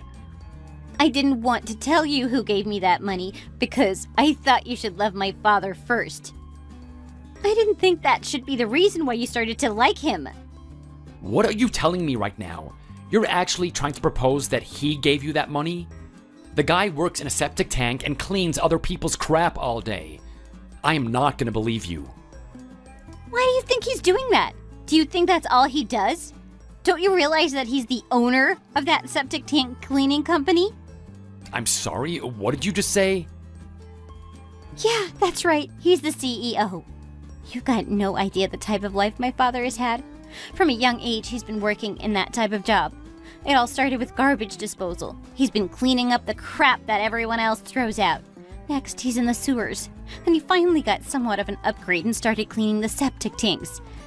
He got so good at it and developed a new method to do it that he decided to open up his own company. He taught everyone how to do it and got to the point where he didn't even have to do it himself. Give me your honesty. Are you telling me the truth? If you really want to know, go check out the website. It's got his story on there for everyone to see. But here's the thing about my dad. He didn't feel right about pushing his work onto other people. He thinks that the CEO should be involved in his business. He should show people that he respects them and that he can also get down and dirty. That's why, on occasion, he still cleans those septic tanks with his employees. What the? I don't believe what I'm listening to right now. This can't be true. So what you're telling me is that he owns his own company, which could easily make something like $100,000? Well, that's just the thing. He's actually putting his company at risk to save your father. Oh, you gotta be joking me. I'm honest about everything I'm saying right now. $100,000 is a lot. I mean, his company is successful, but it's not that successful. He's definitely taking a very big risk here. That's how much this family means to him. That's how much he wants to get along with you. And what do you do in return? You decide to kick him out all because he made some simple mistake with the clothes? This is all so much to take in. I can't believe it. You're actually being honest with me right now, aren't you? I can't believe that I've been such an idiot. I had no respect for that guy. I kept looking down on him because of his behavior. I could never think that someone like him actually had his own company, and the fact that he's going there to clean the things himself so that his work is respected, it's actually quite admirable. Well, there you go. You're starting to see my dad for who he really is. I think you owe him an apology. No, you're right. I owe him more than that. I've been so mean to that guy. Despite all of that, he's always been nice to me. I can't believe this. This is exactly what my dad was talking about. Well, you know what? I'm gonna go text my dad. He's gonna come back here. You can apologize to his face. You're right, I can. And I might even ask him to go fishing afterwards if he's okay with it.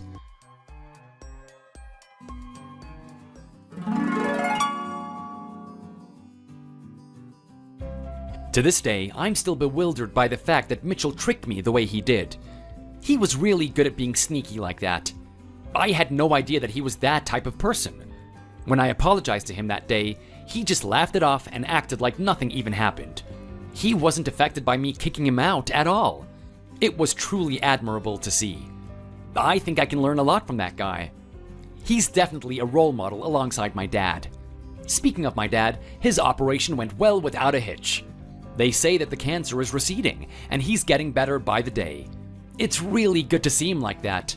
I guess I can enjoy a couple more years with my father. In addition to helping my father, Mitchell actually extended a hand towards my mother. He doesn't seem like the type of person to be well connected because of the way he behaves. But he's a very respected person. People admire his work ethic. They take inspiration from it, so he knows a lot of people. In his inner circle, there's someone who works specifically with elderly people that have been diagnosed with dementia.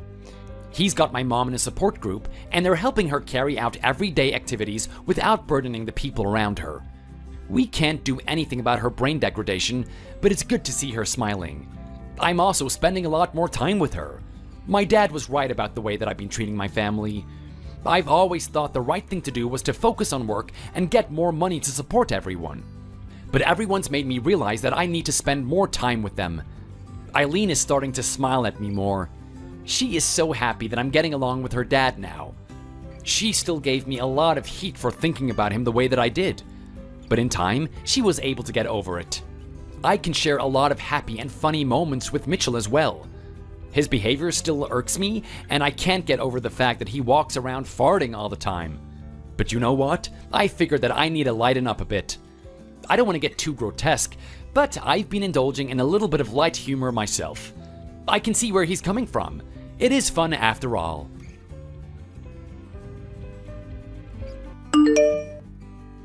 Pauline! Come on in. We're just about ready to serve dinner. We're so glad that you were able to make it. Oh, thanks, dear. Of course I wouldn't miss an invitation to have dinner with my daughter and her husband. I was out with some friends today, but it was just a little bit of gossip. We met up at Adeline's house and sat around chatting. There was nothing too much more than that. But that's the kind of fun that old girls like me can have. There was nothing so important that I couldn't leave early and join you here tonight. Thanks, Mom. Good to see you. Are you hungry? Dinner is ready, but we could delay eating a bit if you're not hungry just yet. Oh no, I'm ready to eat. Let's go straight to the dining room. That's good. It's better to eat when the food has just been cooked and is still hot. I think that it doesn't taste quite the same once it has been warmed up in the microwave. You are right in that. I don't even have a microwave at home. I just don't trust them, you know. They might be convenient, but everything just tastes a little off when it comes out of the microwave. Nothing beats a good pan and stovetop in my book. Or maybe a proper oven. We also try not to use it if we can help it. But sometimes it's just so quick and easy to stick something in there and warm it up in just a few minutes. Especially if we both come home tired from work and just don't have the energy to make anything proper to eat. Oh, has work been busy for the two of you? How is it all going? It's been nothing short of a nightmare. I have been staying back late more and more as the projects pile up. We do try to rotate who stays late on any given day, but sometimes not everyone is qualified to work on a particular project, so it ends up in my lap again. Oh no, that really does sound like a nightmare. Is there anything you can do to not have to stay late so often? It's not right that your employer makes you work after working hours. Aren't they supposed to only pay you for the hours in your contract? Isn't there anything in there that stops them from getting you to stay late? Technically, we shouldn't be staying late, but it's a little bit of a gray zone when it comes to that. There's some sort of understanding that you should stay late at least sometimes, otherwise you're not a team player or whatever. They love to use that word to make you feel guilty. My old job used to do the same thing as well. I hated it, and there was no one else on the team that would have felt upset if we all left at the right time. It was just a trick that management used to use in order to guilt trip us into working longer hours. Yeah, at least I get paid for it though. It's not unpaid overtime or anything like that. And in one sense, if we didn't do it, we would be even harder pressed during regular working hours. It's just one of those things. At the very least, I hope all the hard work that I do leads to a promotion. Or some sort of pay raise. I'm not going to be holding my breath on that one, though. Oh dear. That doesn't sound very nice to me. But Brad, how is the business going? You must have to be doing a lot of work to get it started up as well. It's not doing too bad at the moment, but you're right, there is a lot to do. It's still fairly new as well, so I don't have a whole team of administrative staff to help me out. Almost all of the operations have to be done by me. It's not so bad at the moment since the business is still small, but once it gets up and going, I will have to start hiring new people. But even having said that, I would rather work 16 hours a day working for myself than a regular 9 to 5 working for someone else. I don't regret leaving my old job even for a second. And sorry, could you just remind me again exactly what it was that you were doing? You were starting to publish some articles, if I remember correctly. Not exactly articles, but I have opened a small publishing house that focuses on lesser-known books. It's a little bit of a risky endeavor since there are some real powerhouses in the industry, but I hope to fill a little bit of a niche and do some nice business. And has it been going well? When I think of books, I usually just think of buying them on Amazon. They're cheap and fast. And I don't even have to leave my house to get them. They show up at my door and then I am ready to go. What could be easier than that? Amazon is the real big fish in the game, that's for sure. But at the same time, since they focus on volume and selling as much as they can, the quality can sometimes be really poor. I don't know if you have ever noticed, but the print quality of the text and the covers is really low on some of their titles. It might not bother some people who just want to get something cheaply and quickly, but for those who like to have nice copies of books for their home libraries, it's not the best option. Oh god. Let's not talk about this too much. Sorry, Brad, but you know that you can talk about books for hours and hours on end. And I have heard this all before as well. Yeah, I know. That's all I will say about it. In short, Pauline, everything is going well for the time being, and I hope that things get even better as time goes on. Well then, I am really glad to hear that. How was your day, though? You said that you caught up with some friends. What did you get up to? Oh yes, it was quite nice. Like I said before, we just went over to a girlfriend's house and drank tea and chatted for a few hours. Nothing too special, but it's good for the oldies like me to get out of the house from time to time. Oh, come on now, Pauline.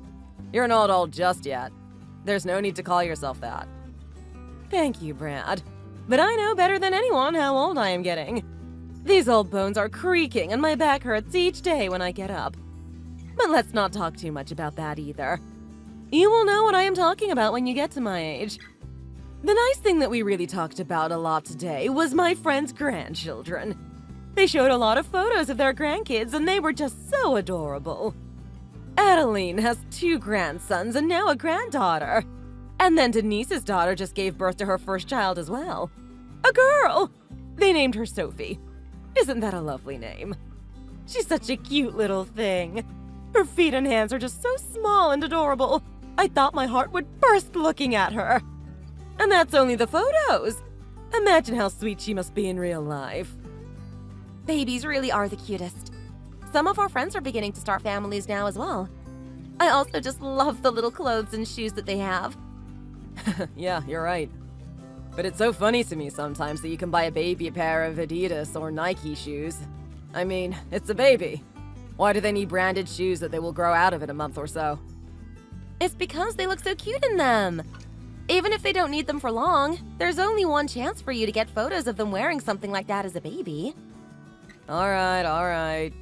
I still think it's a bit silly to spend so much money on something like that. The baby shoes cost almost the same amount as a real pair.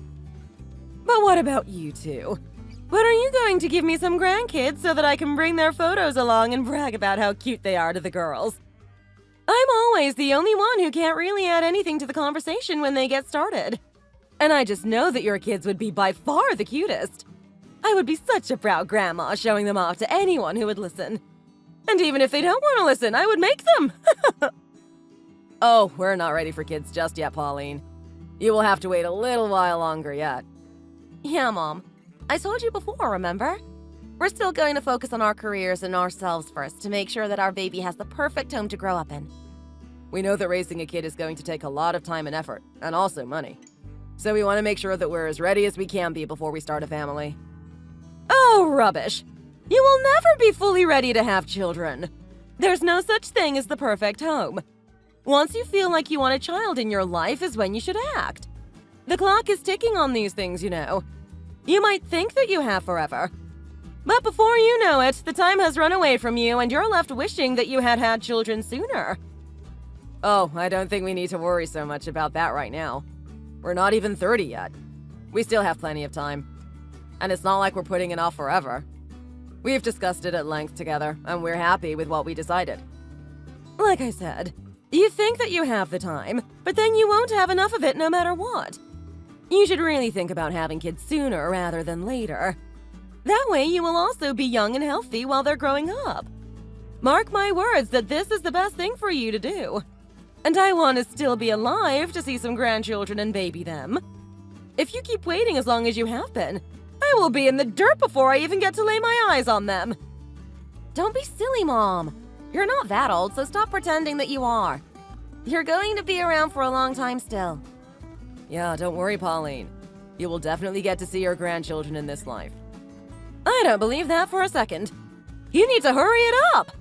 I don't want to be the only person in my friend circle who doesn't have any photos to show. If everyone else's kids have started families, what's the holdup with you two? If anything, you should have had kids already. I can kind of understand how you feel about it, Pauline. But in the end, like I said, we have already discussed this and we're not quite ready yet. Let's talk about something else, though. We don't want the conversation to get too heated. Brad is right. Let's leave that topic for now. We can always come back to it if we want to. Are you done with your food already, Mom? Here, let me take your plate and clean up a little bit. Then I can make something for us to drink and we can even put something on to watch while we chat.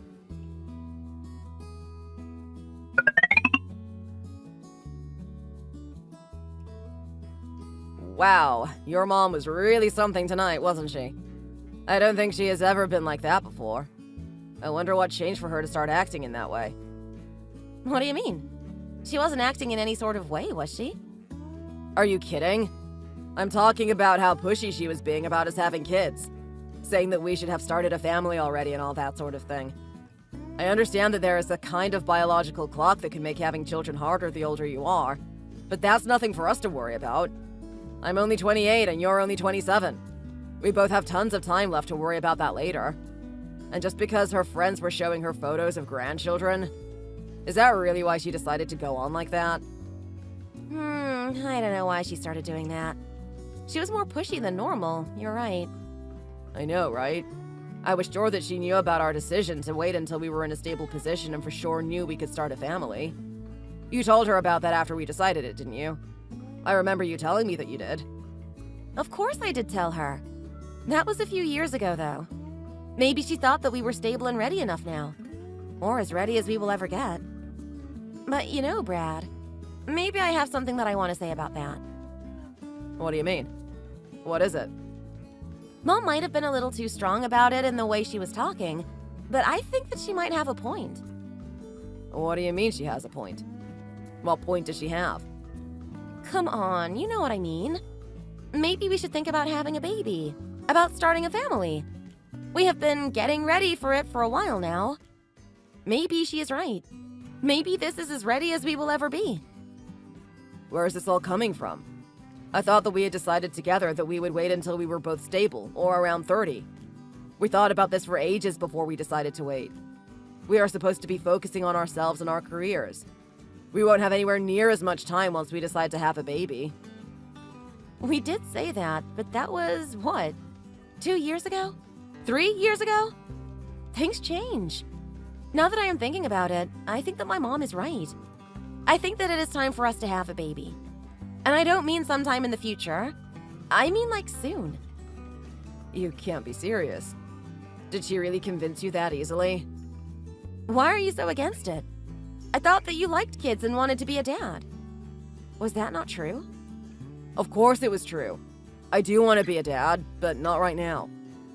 Why not? What's wrong with now? What will be different when we're 30 years old? Will that make so much difference, do you think? I do think that. I mean, look at our jobs right now. You're working overtime every other day, and I am up to my ears in work as well with this business.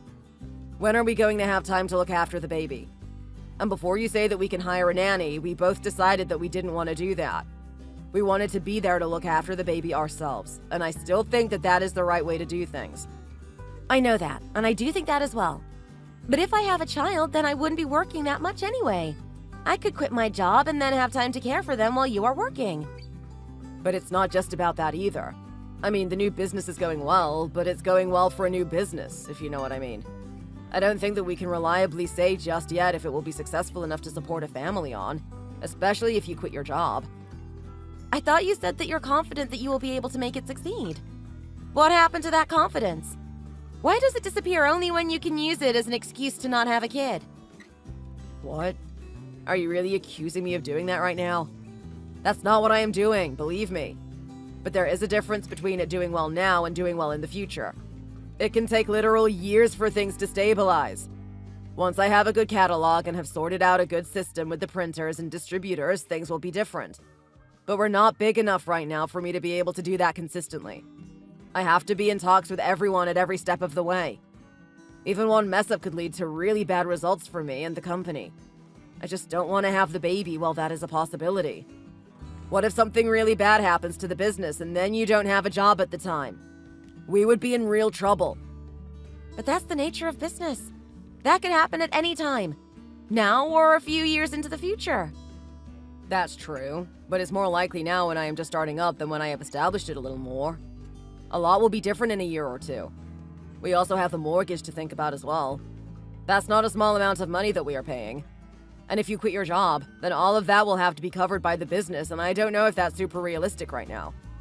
I wish it were, but I don't know if it is. In a couple of years' time, I do think that everything will be more stable and I won't have to do everything on my own.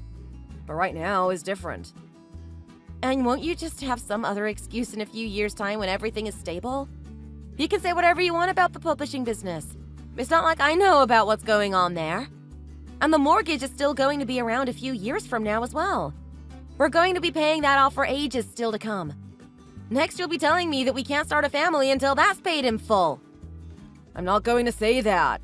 I know that there is still a lot left on it, and that's exactly why we have to be smart about these things. And I wouldn't lie to you about something like that. I'm always quite open with you about how the business is going, even if you don't know all the details. And this isn't even anything new what I am saying now. You have heard this all before without us talking about a kid. This is just how it is right now. I think it would be a mistake to have a baby now and then not be in the right position to spend enough time caring for them. I don't want to be the kind of father who is absent at the beginning, or at any time for that matter, just because I am busy with work. But as it stands, it's all work that needs to be done by me because there is no one else to do it. As the business grows, that will change, but that sort of growth takes time. It's not even a matter of me working harder for a while. Fine, I won't mention it anymore tonight. But this is something that I have changed my mind on. I mean, our decision to wait.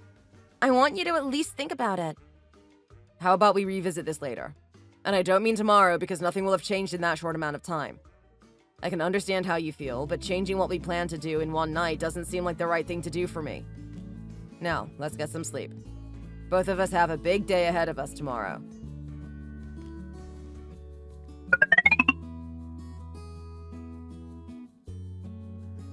Good morning, honey. Do you have a moment to chat right now? I know that you've been busy recently. If now isn't a good time, I can always call you back later on. It's not a problem. No, Mom. It's fine. I was just about to take an early lunch break anyway. Even if it's busy, I can still give myself breaks when I need to, as long as the work gets done at some point in the day. It's all fine. What's going on? Did you have something to tell me? I did actually, yes. So earlier this week, Julia dropped by the house to have a chat with me. It was nice to see her. We often only talk when you're around. I didn't expect her to show up all on her own at my house. She did that? Really? She didn't say anything to me about going to visit you. When did she even have time to do that? She was supposed to have been working late most of the week. Well, she came by on Wednesday evening, if that means anything. At around 7 p.m. I don't know if that's working late for her or not, but that was when she came. That's strange. She told me that she was at the office until 8 p.m. that night. But whatever, it doesn't matter now. What did she drop by for? It's not the kind of thing she usually does. If she has some free time, she tends to use it to relax at home these days. Like I said, I really didn't expect it and was quite surprised when I opened the door and found that it was her who rang the doorbell. Anyway, she came in and I made her some tea and we talked a little. Well, that sounds nice to me. Why is this something that you felt you needed to tell me about? Maybe it's a little strange that she didn't tell me that she saw you, but that's about it. It's what we talked about that I was a little uncertain about. She told me that the two of you were planning to start a family soon. You had always told me that you were going to wait a few more years and that was the decision that the two of you had reached, so I thought it a little strange that all of a sudden you had changed your mind. What? Did she really tell you that? As far as I know, we haven't changed our minds about that. Did she say anything else? I thought that it sounded unrealistic, so I asked her about it. I asked her if something had happened to make you change your mind. I know that you're very organized and usually don't change plans unless something really happens to make you. Or if you decide based on the current circumstances that there is a better choice to take. Well, then she told me that you still weren't ready to have a child, but that she had decided that she did want to start a family. We did have a short conversation about that where she was leaning towards having a kid earlier than we talked about. But there definitely wasn't any sort of decision made at the time. I don't know why she is saying that I want to have kids now. Right. Well, she had actually come to talk to me because she wanted me to try and persuade you to have a kid earlier than you had planned. That's why she also didn't tell you that she saw me, I am guessing. So that you thought that everything I said was just my own thoughts and not something that she asked me to do. You're joking, right?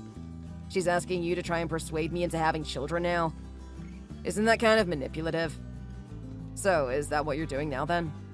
Trying to convince me? No, of course not. That's why I am telling you what she asked me to do. I know that you have made up your mind, and I am not going to go behind your back and try to trick you into making any rash decisions. But I did think that you should know that she has obviously changed her mind about the whole waiting thing. You should really have a talk with her so that you're both on the same page. I see. Thanks for telling me. I know what has happened, kind of. Her mom, Pauline, came over a few weeks ago for dinner and was being quite pushy about us having kids now and giving her grandchildren. She had just been with some friends catching up, and they were apparently all showing off pictures of their grandkids. That was the night that Julia and I had a talk about it a little bit.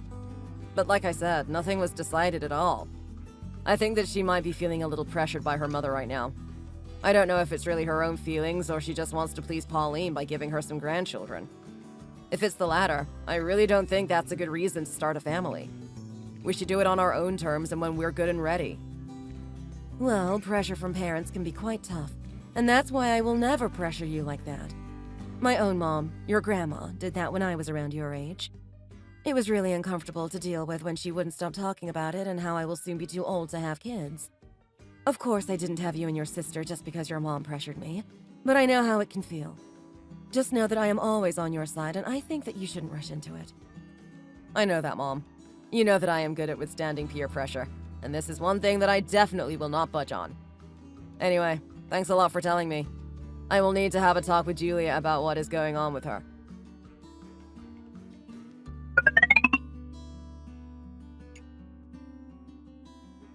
Hey, there's something that I need to talk to you about. My mom gave me a call today. She told me what happened and what you talked about. What do you mean by that? What did she tell you? Well, she told me that you went over to her house on Wednesday when you told me that you were working late. Oh, well, is there really anything wrong with that? I thought that if I had told you that I went to see your mom, you would have gotten upset that I didn't invite you along. But I think it's important for your mom and me to get together on our own every now and then. Don't you think that's a good thing?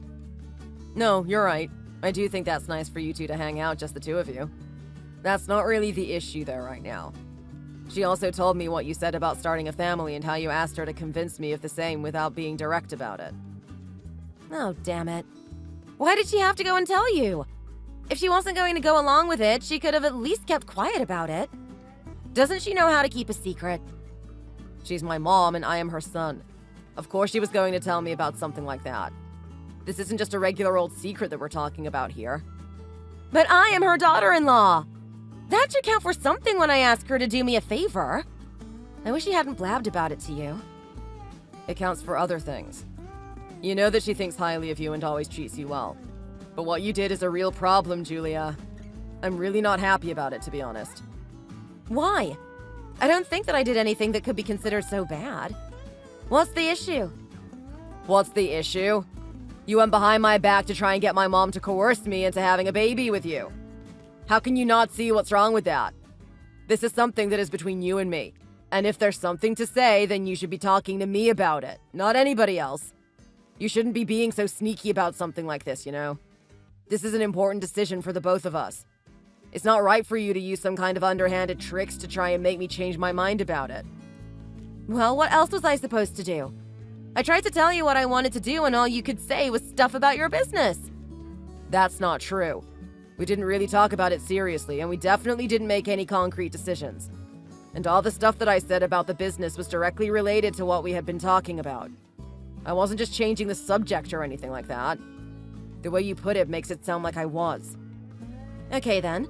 So if I came and told you directly that I wanted to have a kid right now, then you would listen to me and agree? I wouldn't just agree straight away, but I would definitely listen to you about it.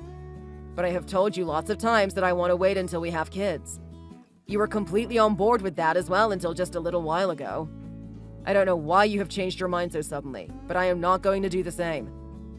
So now it's only your thoughts on the matter that are important? What I want doesn't play into this at all. That's not what I am saying. I am saying that we discussed at length what our future together might look like and came to a decision. I think that if we are going to change those plans, first, there has to be a very good reason for that, and second, there has to be the same level of discussion. I don't think that a quick chat before bed counts as a proper discussion, especially when we're talking about something that is going to change our entire lives. And then for you to go out and try to use my mom to change my mind is really not on. Can't you see how that's not the right way to go about things? Then what else am I supposed to do? You just said yourself that you don't want to change your mind. Well, then someone has to change your mind for you, right? In my head, I thought that your mom would be the perfect person who could do that. I guess I was wrong about that. You were wrong about that. My mom told me that I shouldn't give in to any pressure when it comes to something like this. Her mom had also pressured her a lot when she was younger, and she said that it had been a lot to deal with and weighed on her a lot. If anything, she is more on my side than yours. Typical. Of course she is on your side. Why wouldn't she be? Listen, I know that your mom has been pushy about it recently, but that doesn't mean that you need to just bow to her wishes.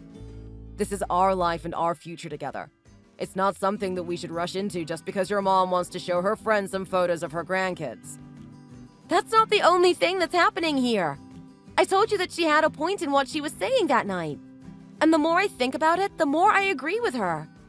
I don't just want to have a child so that she can show her friends some photos. I want to have a child because I want to. I want to be a mother. I want to start a family of our own. Don't act like my mom is the only one who has some say in what I think. I can think for myself, and I have made this choice as well. Okay, but this is still a choice that we have to both agree on. You can't just decide this and then go behind my back to try and force me to agree in these roundabout ways. We need to talk about it properly, weigh our options, and decide together. We're not going to rush into this. I don't understand why you are in such a hurry all of a sudden. This isn't a decision that we should be making after one night. We should think about it and then talk about it, then wait and do that again. Well, to me, it is something that I can decide in one night. I don't need to weigh the pros and cons on everything, especially when I know for sure that it's what I want. Not every decision has to be methodically thought out and have some grand plan about it. I want a child. That's all. It's not that hard to understand, is it? What I am having trouble understanding is the reason why you changed your mind so quickly. I thought we talked about this. And I told you that sometimes people change their minds about things that they might have said or done in the past. Sure, I did agree with you before that we should wait to have kids. But now I don't want to do that. I want to have kids now. Okay, well, you should have just spoken to me about it and had a conversation. I said that this isn't something that I can just decide so quickly. Let me think about it more and then talk about it later, okay? This is a life-changing decision after all. Whatever. I know that you're not going to even think about it. You have it in your head that you are right and you won't even consider anything else. I know how you think. I will think about it. But it's not fair for you to try and make me make such a huge decision by using sneaky tactics and not even giving me any time to think.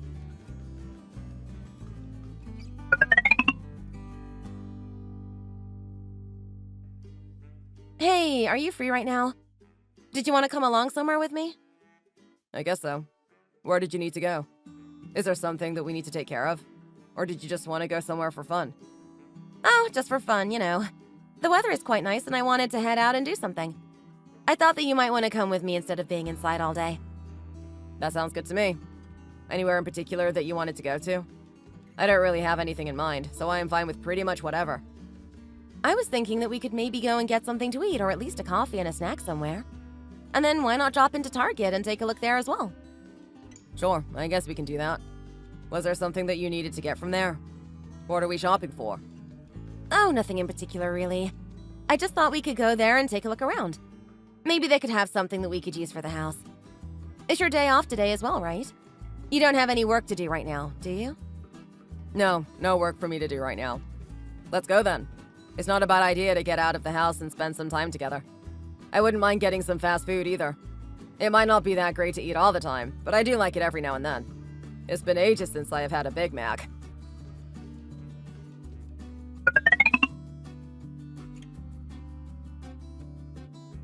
Oh my god, come over here, Brad! Look at all of these! They are so cute. What do you have there?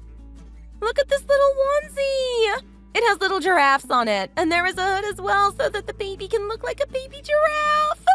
Isn't that adorable? I guess so, yeah. It's pretty cute. Small stuff is always cute, isn't it? Come on, you can be a little bit more enthusiastic about it. All of this stuff is so nice. And it's not just because it's small. Look at the design and the little pom-poms on this one. I can't wait until we have a baby and we can go out and start getting things like this. Our baby is going to be so cute. I can't wait. We can dress him or her up in all the cutest stuff. Everyone will melt when they see them. Julia, I can see what you're doing. Was this the whole point of coming to Target today? Just so you could do this? I thought you just wanted to get out of the house and do something, but that doesn't seem to be the case. What do you mean? What am I doing? I thought we were just looking around. We are just out of the house doing something. Yeah, but you come directly to the baby section and start gushing about having a kid again and how cute everything is. Come on, I can see what you're trying to do. And what exactly is it that I am trying to do then? You're bringing me here to show me and talk about baby clothes again in another attempt to sway my decision. Don't pretend that you don't know what you're doing. It's pretty obvious what your plan is here.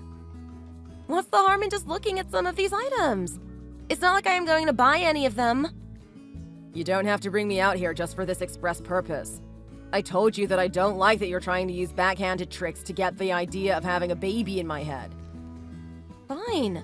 Sorry for thinking that it might be fun for the both of us to come to Target and just look around a little bit. Let's go home then. We can look around. It's just that I don't understand why we came all the way out here just to look at baby stuff for no reason. Because I want to have a baby! How much clearer do I have to make it for you? You have made that pretty clear, but I am also trying to make it clear to you that I don't want you to go about it in this way. Tricking me into it is the worst way to go about it. Fine, let's just go. I don't want to look at anything else anyway. Let's at least go and get something to eat, though. Why come out here and then go straight home? You were the one who suggested getting some food in the first place. No, I want to go straight home. You have put me in a bad mood and I am not hungry anymore. You can go and eat somewhere if you want, but you're going to have to do it alone. And after you drop me off at home as well.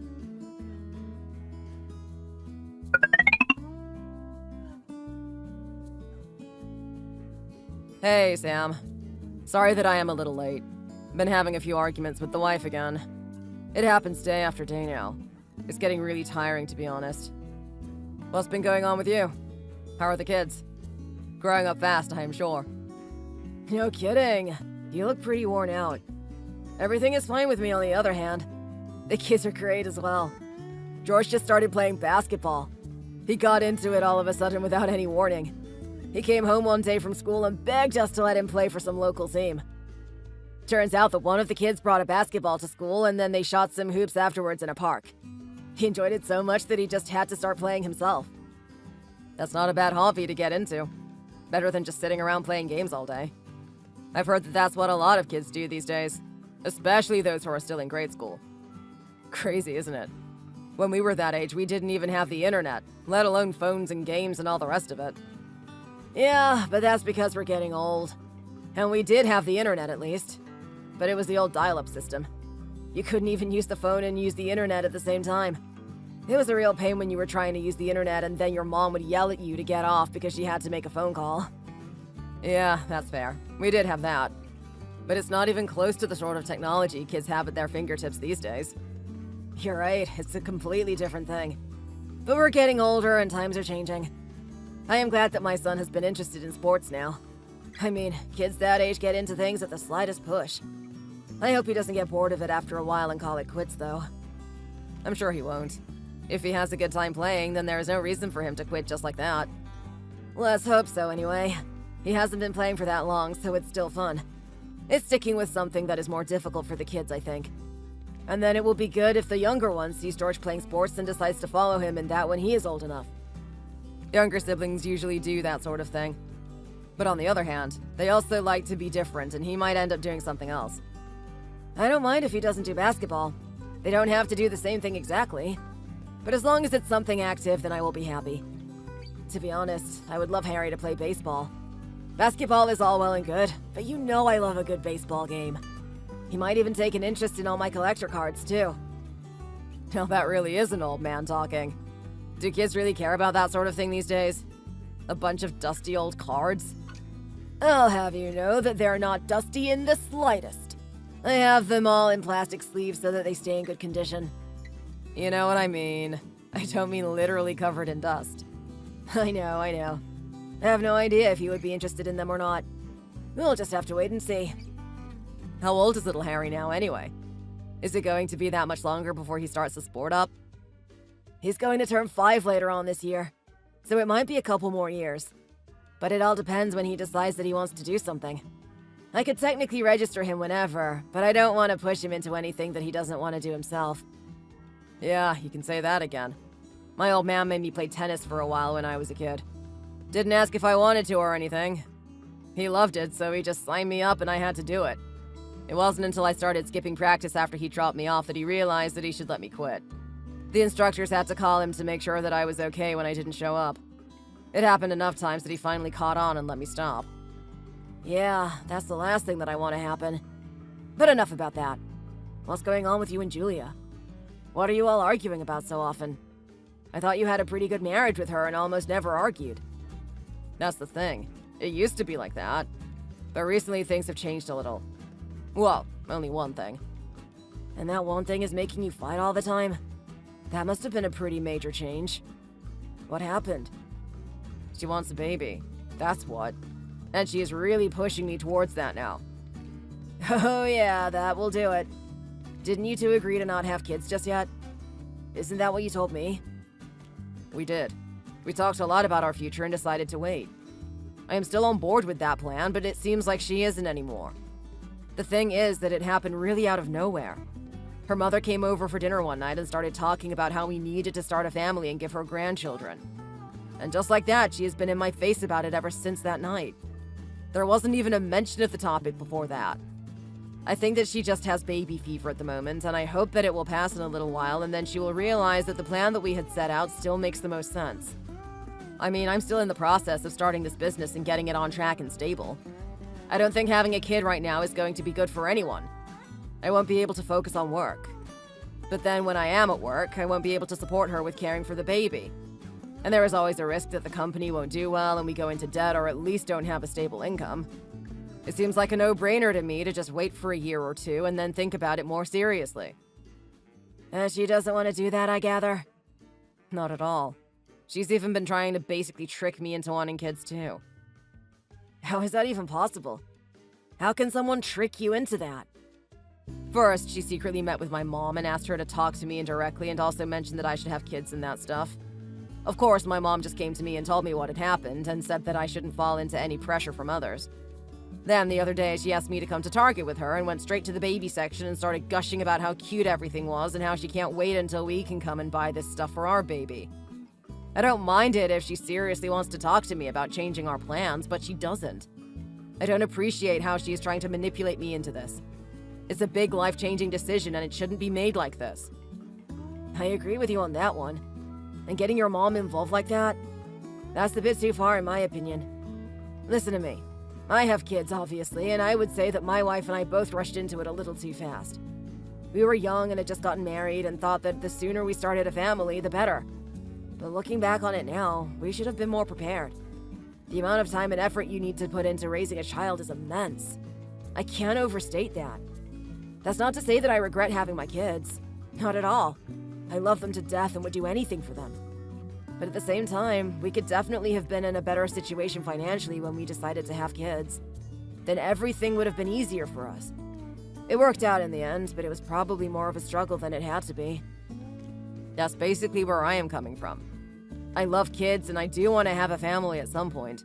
But since we decided together that we would wait, I don't think that we should just change those plans on what seems like a whim. But Julia doesn't want to listen to me when I say that. She just accuses me of thinking that what I want and think is more important. It's a hard conversation to have. I don't know what the best thing for you to do really is right now. But what I will say is that while you can never be fully prepared to have kids, you can definitely be better prepared for them. It's not something that you should be rushing into and not a decision to be made overnight. I think you already know that, but I thought I would let you know as someone who actually has kids of his own. Yeah, I'm aware. But thanks anyway. It's good to know that I am not alone in thinking that rushing into it isn't the best idea. I would really prefer it if Julia would just calm down and talk to me about it more reasonably. But she often ends up just getting angry instead. Sorry about that. Too bad this is something that I can't help you out with. It's alright. There are always some things in life that we have to go through on our own.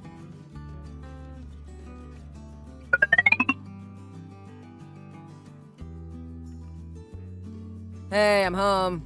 I decided to come home a little earlier than normal. And Sam said he was tired and wanted an early night as well. What are you doing up here? You going to bed this early? That's not really like you. You're usually watching TV and winding down around this time. Oh, Brad. You're home already? Hey. Yeah, I'm home. What's up? You almost seem a little spooked to see me. Did I scare you? Oh, you know, I just didn't think you would be home this early, so you gave me a bit of a shock when you walked up here. I thought I was alone up here. You gave me a real start. Sorry about that. I didn't mean to scare you or anything. I thought that you would have heard me come in the door. But what are you doing anyway? Hold on. What's that you've got? What's behind your back? Why are your hands behind your back? Nothing. I don't have anything. What are you talking about? How about we go into the living room and put something on the TV? You're right that this is normally the time that I would be watching something. Let's go and watch something together. You go first and I will meet you in there later. You can even choose what we watch. Hold on. What were you doing when I came in? Seriously, show me your hands. Why? I don't have to show you anything. I don't have anything in my hands anyway. I can see that you're holding something. What do you have to hide from me? You're acting really suspicious right now. Julia, what's going on? Show me. Fine. Here. Happy? Is that what you wanted? What the hell is this? What were you doing with this? Nothing! I wasn't doing anything! My condoms and a pin. Were you actually doing what I think you were? Were you actually pricking holes in the condoms without me knowing so that I might get you pregnant? I wouldn't do something like that. Don't ask such ridiculous questions. That was a rhetorical question. I can see clear as day that that was what you were doing. That's the only thing that you could possibly be doing, and that's why you tried to hide it when I came in. What is wrong with you? You can't do something like that. Julia, this isn't okay at all. What are you thinking? I'm seriously speechless right now. Well, how else am I supposed to have a kid if you don't want one? I figured this was the only option left to me because you never listen to me. You don't even talk to me about it for the most part. You just try to trick me using some sneaky methods. And if I try to talk to you about it, you get really defensive and it turns into an argument. Why should I have to explain myself to you about it? There's nothing else to say. You always want to talk and discuss and blah, blah, blah. What's there to talk about? I want a kid and I want one now. We don't need to have a discussion about it. This is insane, though. You know that this is basically a crime. People have been charged before for doing stuff like this. Oh, shut up. That's not true. What crime is this? The crime of wanting to have a baby? I would like to hear you tell me just exactly what law there is against that. And in what country, too. Obviously, that isn't what I am talking about. It's not a crime to want to have a baby, but to damage condoms like that without me knowing is. That's sexual assault of some kind. Do you even realize what you have done? Stop being so stupid and sensitive. Sexual assault? Get real. I didn't assault you. I haven't even touched you. How could I have assaulted you if I haven't even touched you? We're standing across the room from one another. No, but that's still what the crime was judged to be. I'm not saying that you have assaulted me. I'm just saying how serious what you are doing is. For example, not wearing a condom when the other person thinks that you are is illegal. This is sort of the reverse of that situation. Those aren't even close to being the same thing. They're not the same, but they are similar. One has the risk of passing on STIs when one person thinks they are using protection. The other one runs the risk of a pregnancy when one person thinks that they are using protection. They're not exactly analogous, but they both violate one's sexual partner's consent. That's what's happening here as well. Since when did you become such an expert on the law, huh? Did you go to law school without me realizing it? I'm not an expert, but this is something that I have heard about. Anyway, that doesn't matter. Don't deflect. Give me those. These are going straight in the bin. I seriously can't believe that you would really think that this was a good idea. You can stay up here tonight, but I am sleeping on the couch for a while. I don't even want to be in here right now. What? You're going to sleep on the couch? Then how are we supposed to have a baby at all like that? We're not having one. We both have to agree to that. It's not something that you can force me into doing, and especially not like this.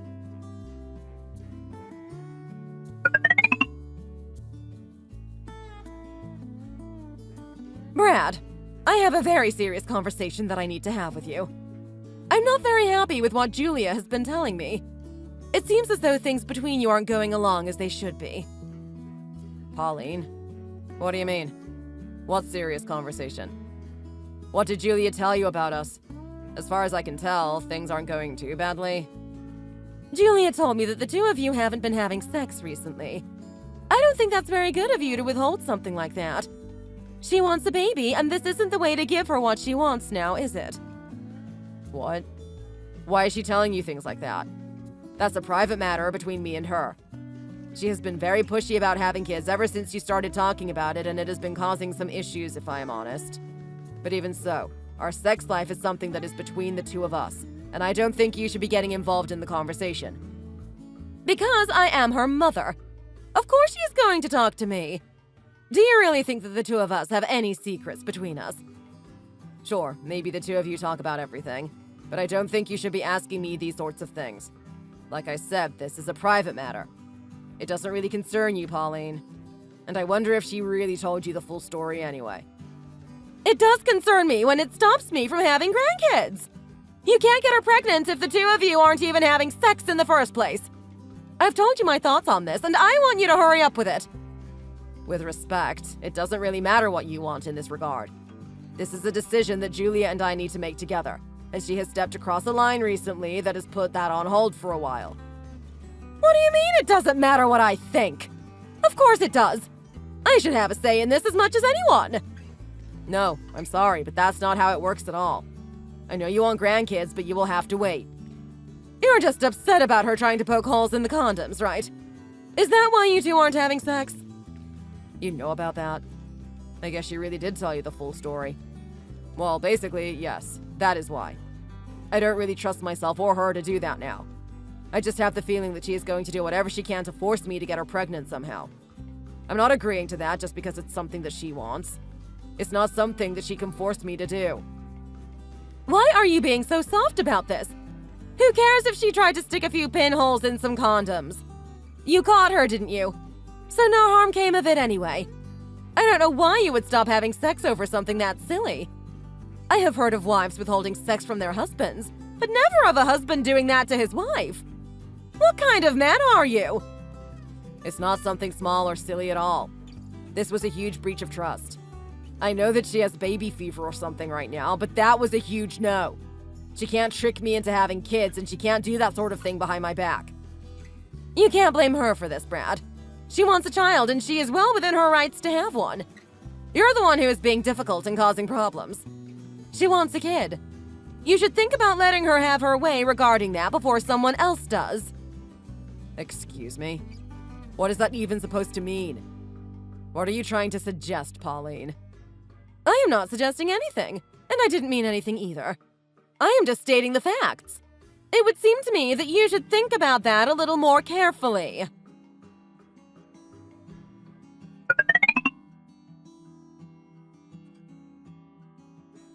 Guess what? I have some really big news. This is so exciting that I can hardly hold it in. What is it? What happened? You look super excited. I can see it all over your face. What could have gotten you like this? You have to guess. I just told you that. Oh, come on. Don't make me do that. You know that I won't be able to guess. I don't even know the general realm of what you're talking about.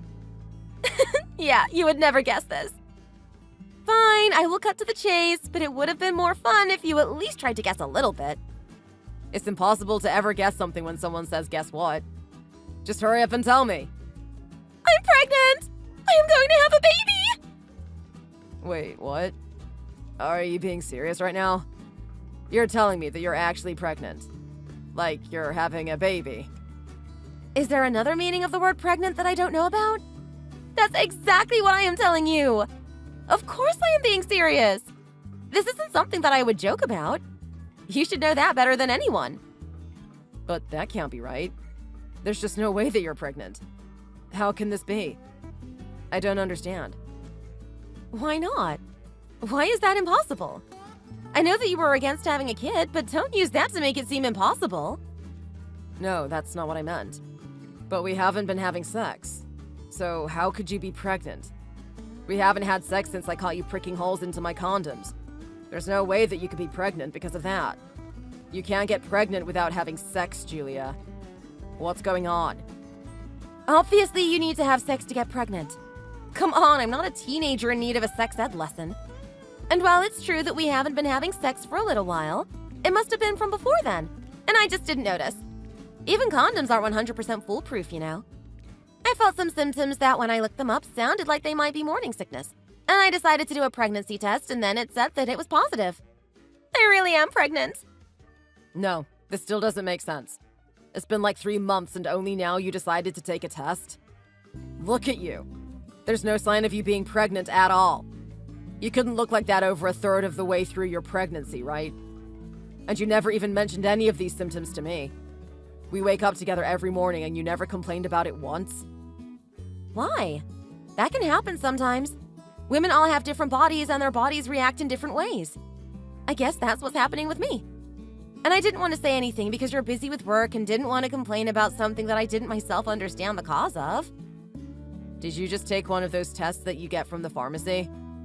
Yeah, why? What else would I have done? What other test is there? Then maybe that explains the result. That could be the problem here. You know those types of tests aren't always right.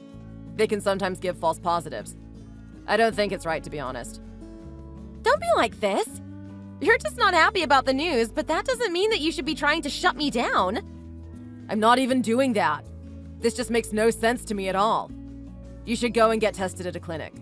Those tests are always going to be correct. I just won't believe it any other way. This is too impossible to even consider.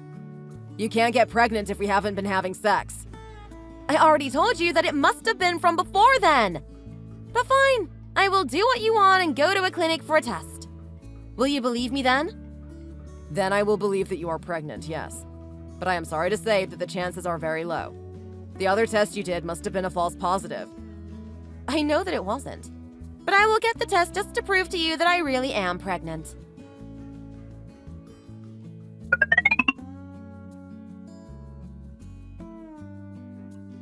So I did the test and the results are back. Do you want to know what they said? Of course I do. But I am sure that I already know the answer. Well, if you still think that you are right about what you said before, that would make you wrong. Ironic, isn't it? Wait, what? So that means that you really are pregnant. Is that what you're telling me right now? Yes! I am pregnant! That's what I have been trying to tell you. The basic test and now this clinic test both said the same thing. I am having a baby. Do you believe me now? There's no way that you're going to say that the clinic is wrong too, are you? No, I don't think that they are wrong. You must be having a baby after all. Thank you! Was that so hard? You could have just believed me when I told you myself. Then I wouldn't have had to drag myself to the doctors. I said that you are having a baby, but I don't think that the baby is mine. What? What are you even saying right now? How could the baby not be yours?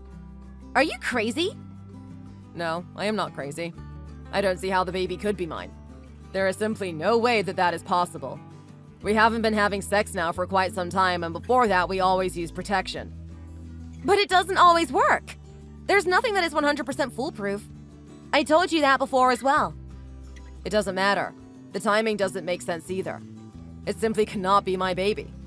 I just know that it isn't. So what then? What are you trying to say?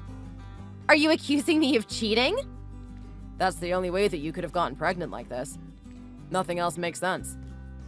How can you say that? I can't believe that I am trying to share a happy moment with you about having a baby and you come out and accuse me of cheating. Just because you don't want a baby right now doesn't mean that you can say these things to me to make yourself feel better. I'm not trying to make myself feel better. How on earth would thinking that my wife cheated on me make me feel better? But there is no other way for this to have happened. It's seriously impossible that it is my child. It's not impossible. Stop being so stupid about this. This is your baby and you need to deal with that. I don't care that this goes against your plan or whatever, or that you think you might not be ready. This is your child and you need to get over all of your hang-ups and raise them with me. You're going to be a father. No, I cannot accept this. I want to take a paternity test. I need to see that test. You don't trust me that much? You really want to have a paternity test to prove that you're the dad? Yes, that's exactly what I want. Otherwise, I will not believe that you are pregnant with my child. You're being ridiculous. We can't even do that sort of test until the baby is born. You're going to have to wait a long time to get those results. You should just accept that you're the dad already and forget about that sort of thing. That's not true. We can have a test while the baby isn't born yet. Wait, what? That's actually possible? Yes, and that way we can see just how far along you are in the pregnancy as well. We're getting that test. Otherwise, I will not believe that I am the father. Here you go again! First you wouldn't believe the pregnancy test that I took, and now you want another test to prove this. Why can't you just trust me on this?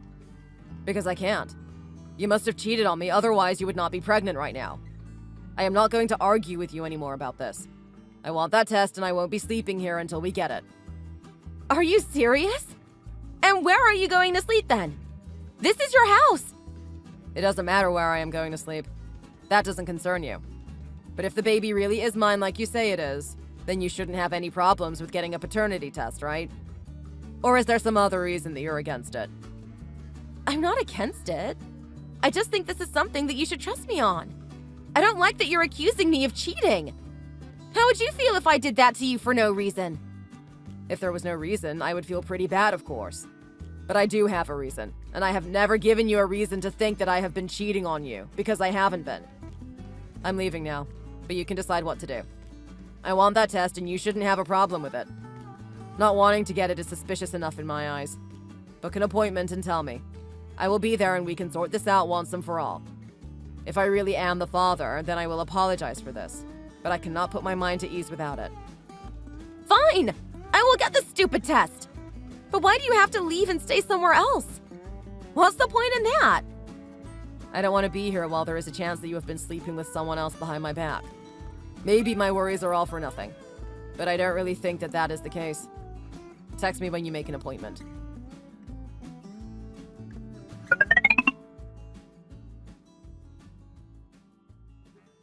I knew it!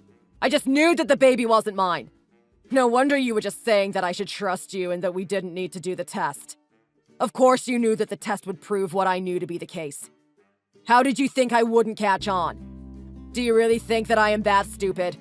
Did you think I wouldn't work out what had happened? Just calm down for a second, would you? I don't think you're stupid. I never said that. And there's no need to be yelling right now. That's not going to solve anything. Just take a seat and take a few deep breaths, okay?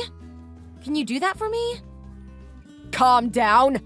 Calm down? How am I supposed to calm down? You've been cheating on me and are now pregnant with another man's child. And you want me to calm down?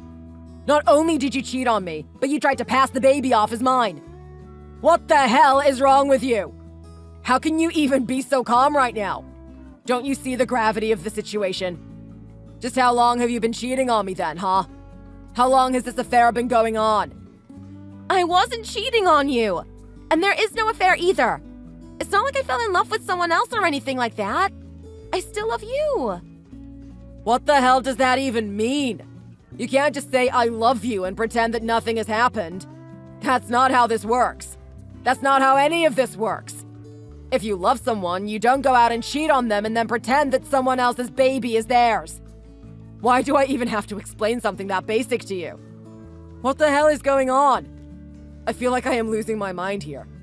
This should be the most obvious thing in the whole world. I'm saying that I didn't cheat on you, but I wanted a baby so badly. You know how much I wanted to start a family. And so you thought that you would find someone else to start a family with? That was your bright idea. You couldn't trick me with your mind games and by trying to get my mother in on your stupid plan. So you thought that cheating on me was the next step? All I wanted was to start a family with you, but you didn't want to have a baby. I thought that the only thing that I had left to do was to get pregnant by someone else, but then raise the child with you. I never wanted to have a family with someone else. I only ever wanted to have a family with you. And this baby could be the way that we do that. Just because this baby might be someone else's doesn't mean that we can't raise it together. Just pretend that the baby is yours and we can have our dream of starting our own family. I know that you think that it's a little too early, but it will be fine. We will totally be able to manage even with you running your business and all the rest of the stuff that you have been worried about. Trust me, this is not that big of a deal. You will see that once you calm down. I can't believe those words just came out of your mouth. You want me to pretend that the baby is mine? What the hell? There is no chance that I am going to do that. Why on earth would I do that? I can't even comprehend the fact that you want me to look past you cheating on me with another man and being pregnant with his kid and then just what? Pretend the baby is mine and be a happy family? Well, why not? You could have been the father if you hadn't been so stubborn about this. I told you so many times that I wanted a baby and to start a family, but you wouldn't listen to me. What else was I supposed to do, huh? You didn't give me any other option. You took the option of having a child with you off the table completely. What did you want me to do if not this? You were supposed to do literally anything but this. Literally anything else would have been fine. This is the most insane and outlandish thing I think I have heard in my entire life.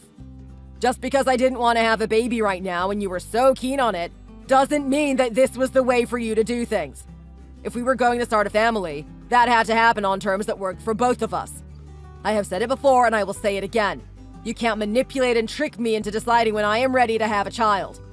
You know that I did want to start a family with you at some point, but that was supposed to be a year or two from now. We had talked about it so much. I had explained it to you so many times. And then you go out and do this to me? But I wanted a baby now and not 2 or 3 years into the future. Why can't you understand that? Why does that not matter at all in this? Was I supposed to just wait around and waste away until you were ready to have a kid? Who said anything about waiting around and wasting away? When was that ever something that you were supposed to do? The whole idea was that we get our careers in order, have a good financial reserve, and then have a baby who we can spend most of our energy on caring for and raising. We can still do that with this child, though. Even if it's earlier than you wanted it. Now I have a baby on the way and we can still do most of that together. No. I can't believe you really think that is going to happen. None of that can ever happen now. Not together. We're not doing anything together anymore. We're not going to live together. We're not going to sleep together. And we're definitely not going to raise a baby together. Don't you even understand what you have done? You tried to play off this baby as my own child. After you cheated on me. This is not what is supposed to happen in a marriage. We were supposed to be a team. A faithful team. Faithful to each other only. I said already that it wasn't really cheating. It was more of a transaction than anything else. That's all it was. It didn't mean anything. So you told this guy that this was what you wanted? That you just wanted him to get you pregnant and that was it? Well, no. I didn't tell him any of that, but that's what I was thinking. There were no feelings or emotions involved. It was just to get the deed done so that I got pregnant. This is insane. I can't talk to you right now. I can't even look at you. I'm leaving. I feel like my brain is going to explode. This is absolute madness. Brad, wait! Where are you going? Let's talk about this.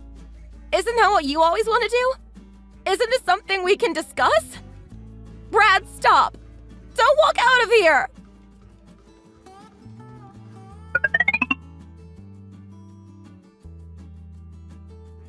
Brad, what on earth are you doing? Julia told me that you walked out of the house after an argument and haven't been home in a few days. You won't even respond to any of her texts or calls. Is this the way you think you should treat the mother of your child? Just think about how much stress she is under because you are ignoring her right now.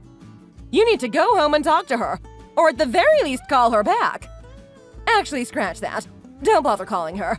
Just go home to her. That's what you need to do. She is not the mother of my child. She is the mother of someone else's child. I don't know who that man might be, but one thing is for certain, and that is that I am not the father of that baby. And who do you think you are to text me and demand that I go back or call her? I don't have to listen to you. I am your mother-in-law, and you should listen to what I have to say to you. All the rest of it is just semantics. She's the mother of the baby that you two will raise together. And this baby is going to be my grandkid as well. Julia is really stressed and upset right now because you won't come home. This isn't good for the baby, you know. What if she has a miscarriage? What will you do then? I am not raising that baby. There is no way in hell that I am going to do that. And if she is stressed and upset, then maybe she should think a little about how I am feeling right now. I don't really care much about how she is feeling, to be perfectly frank with you, Pauline. It would be a shame if something did happen to the child, but it's got nothing to do with me. It's beyond me to care about something like that right now. How can you be so cruel? That's not the kind of thing that I thought I would ever hear you say. She is your wife. How can you not care about how she is feeling? It's your job as her husband to care about her and make sure that she is okay. You need to get over whatever you're anxious about and go home to her right now. Forget about your feelings for the time being and make sure that she is doing all right. That's what you need to do. How she feels is much more important than your own feelings. I I would have liked to think that you were aware of something like that without me having to tell it to you outright. Oh, shut up, Pauline. Like I care about what you have to say to me about this. You have some nerve trying to lecture me about what I should be doing as a husband. What about what she should have been doing as a wife? Or rather, what she shouldn't have been doing. I wouldn't be surprised if you were the one behind this somehow. You never seem to be surprised or shocked at what Julia has been doing or how she has been acting these past months. It's probably all you're doing in your insane quest to have grandkids so you can show some photos to your stupid friends. And Julia is my wife now, only in a technical sense. The two of us are obviously done. What? Don't tell me that you're thinking about divorce. That's not the right thing to do. She would be a single mother. You can't put that kind of burden on her alone. You need to think about everything before saying words like that. It's not something to just say lightly. For her sake, I won't mention that you said that to me. But you better not just throw those kinds of ideas out there like that anymore. It's not becoming of you to do that. You hear me? She cheated on me and tried to pretend that she was pregnant with my child. How do you possibly think that I would stay married to her? She chose that burden when she decided to behave in the way that she did. I'm not going to be here to pick up the pieces and make everything all right again. And you don't have to worry about whether you tell her that or not. I will tell her that myself. I can't exactly get a divorce without her knowing about it now, can I? It would be nice to not have to talk to her anymore, but I will need to until the divorce is finalized. But apart from that, she can go to hell for all I care. And you can go there along with her too.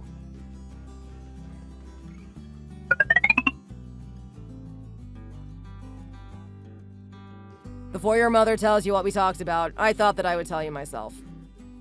Brad! Finally, you're texting back! Why were you ignoring my messages? Where have you been for the last few days? Can you please come home already? It's been long enough for you to calm down a little bit and get yourself together.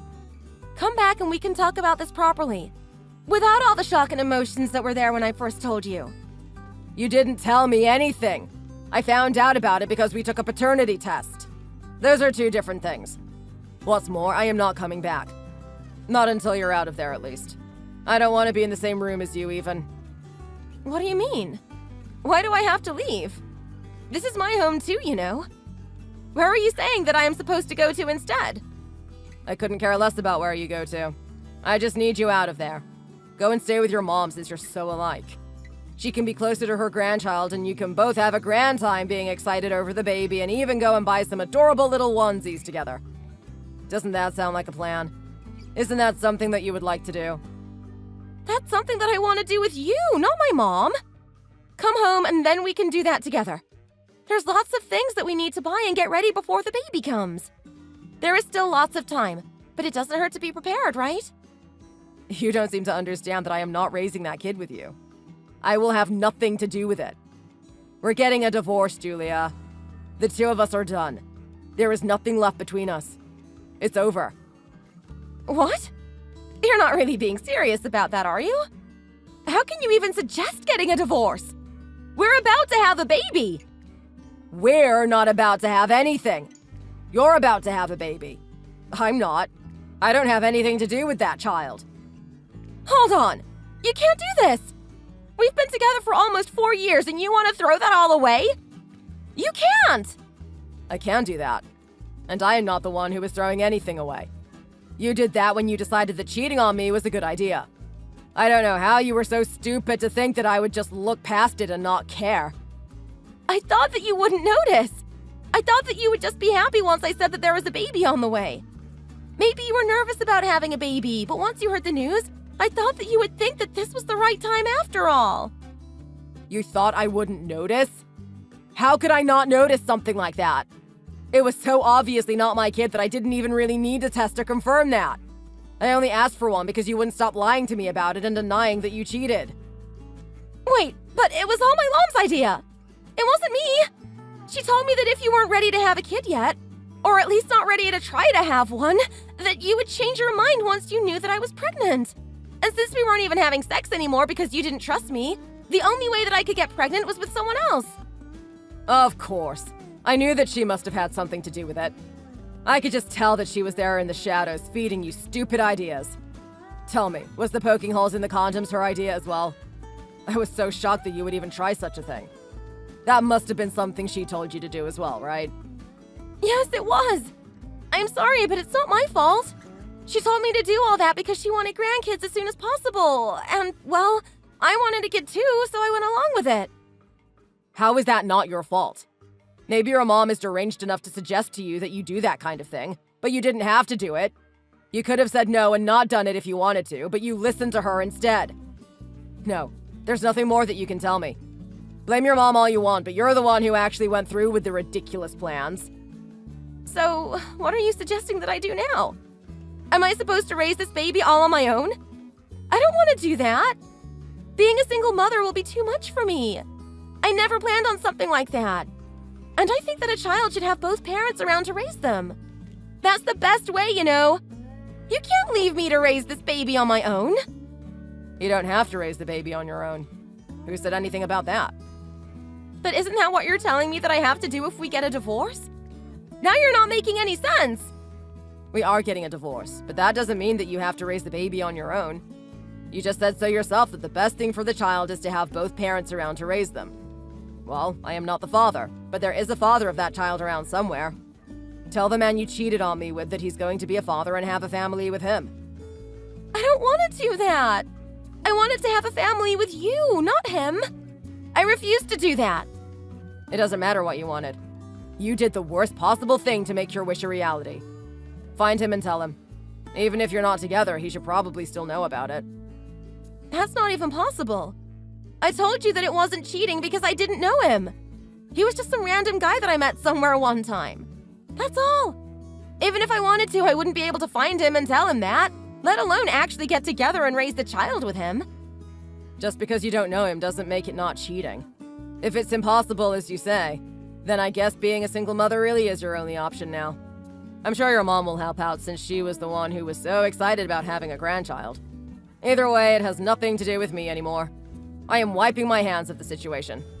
Sort it out on your own. We're getting a divorce. That's final. I'm going to get in contact with a lawyer and suggest that you do too. The sooner that we can get out of each other's lives, the better. No! I don't want to get a divorce! This wasn't supposed to happen! Please, Brad, just come home and let's talk about it!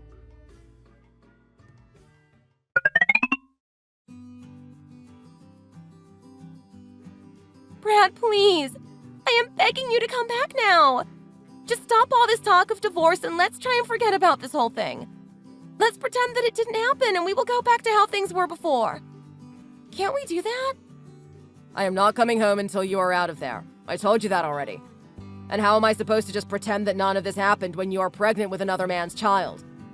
Can you tell me that, Julia? Just exactly how am I supposed to ignore that little detail? I've thought about it. I can get an abortion. If I get an abortion, then I won't be pregnant with his baby anymore.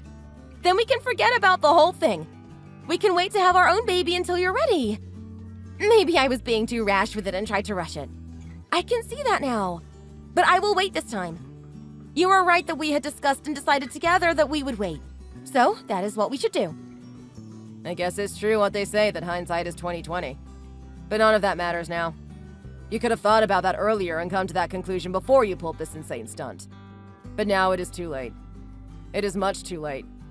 And getting an abortion? Well, I won't say anything about that. You can decide yourself what you want to do about that, but it won't change anything in my view. Even if the baby isn't on the way anymore, it doesn't change the fact that you cheated on me and tried to pretend that the baby was mine. That's not even mentioning the way you were acting before that, too. This isn't something that I can look past. And I don't think that anyone else could do that either. So you can get the abortion if you want to, but don't get it because you think that it will somehow make me forgive you or bring me back to you. It won't, and I want to be very clear about that. You really wanted a baby, to the point where you didn't even care who the father was going to be. It seems sad and even cruel to now go ahead and abort the baby because you didn't get things to work out the exact way that you wanted them to. Why doesn't it change anything, though? I admit that, okay, I did cheat on you, but it wasn't out of any feelings for this other guy. If the baby isn't around anymore, then can't we just try to work through the fact that I cheated? Do we really have to get a divorce just because of that? There are plenty of couples who work things out and stay together even if one of them was unfaithful. Can't we try and do that as well? What's stopping us? Maybe there are couples that do that, but I think it's a stupid thing to do, to be honest. They can do that, and good for them. I am not a person who will forgive a partner for cheating on me. That's all there is to it. I will never be able to trust you again, and even the thought of sharing a bed with you again makes me sick. There is no way forward for us from here. The only thing left to do is get a divorce and remove each other from our lives. What you do with the baby is your own choice, and your choice alone.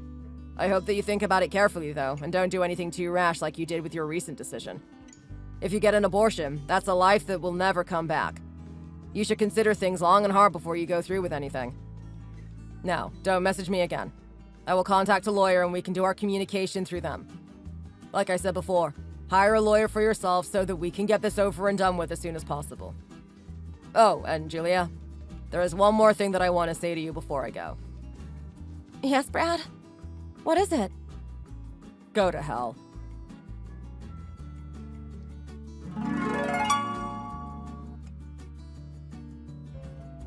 It still took quite a long time for Julia to come to terms with the fact that she had ruined our relationship and that there was no salvaging it in any way. She tried to continually call and text me, and left me voice message after voice message. I ignored her the best I could, but refrained from blocking her until the divorce proceedings were in motion. At one point, she even went to my mom's house to talk to her and try to get my mom on her side to talk me out of the divorce. I hadn't actually even spoken to my mom about what had happened yet, so she must have gotten quite the shock when Julia explained to her what had gone down between us. Needless to say, my mom was definitely not on her side and kicked her out of the house screaming at her the whole while. Eventually, after sensing that there was no hope in us staying together, Julia finally hired a lawyer and we got the divorce proceedings started. It was a tough time for me during that period and I was struggling to work on my business while going through all of that. But in the end, it was done and I could move on with my life. We had bought the house together, so we put it on the market and split the amount that we got on the sale. We still had a mortgage, and we lost some in the sale, but what can you do? I moved into a much smaller place that was enough for just me and rented instead. The rent was luckily lower than the mortgage payments, and I hoped to save some money that way and maybe reinvest it into my business. Julia decided not to get an abortion in the end and tried to find the father of the baby. She had apparently met him in a bar in town and went there hoping that he would show up one day. He didn't, and she had to give up on that avenue. Thankfully, she had the good sense not to drink anything alcoholic while she was watching out for him. She moved in with her mother and got ready for the baby to come. She had to resign herself with being a single mother, but at least Pauline was ready to help her. They both found it rather difficult, even Pauline, who obviously had experience raising kids in the past. There were even a few times when Julia had the nerve to ask me for money since she couldn't even get any child support out of the absent father. Of course I said no and blocked her on everything that she could possibly contact me on, and I never heard from her again. It seems that the two of them are struggling through raising the baby during the early stages. It was a rough shock for me to deal with this whole situation. But I am glad that I had the sense to ask for a paternity test and find out that I really was not the father of that child. It seemed rather obvious to me given the circumstances, but the test proved that without any shadow of a doubt. It was very hurtful for me, of course, but at the same time, I do hope that Julia is successful in raising the baby, for the baby's sake. They did nothing wrong and deserve a good life just like anybody else. Now that she made the decision to have the baby and raise it, I hope she follows through with that choice and shows the baby love in all respects. It seems like my own plans to have a family have been pushed back indefinitely, but I have a lot of work to occupy myself with, and that will be my main focus for the foreseeable future. Thanks for watching. If you enjoyed this video, please hit the like button and subscribe to see more content.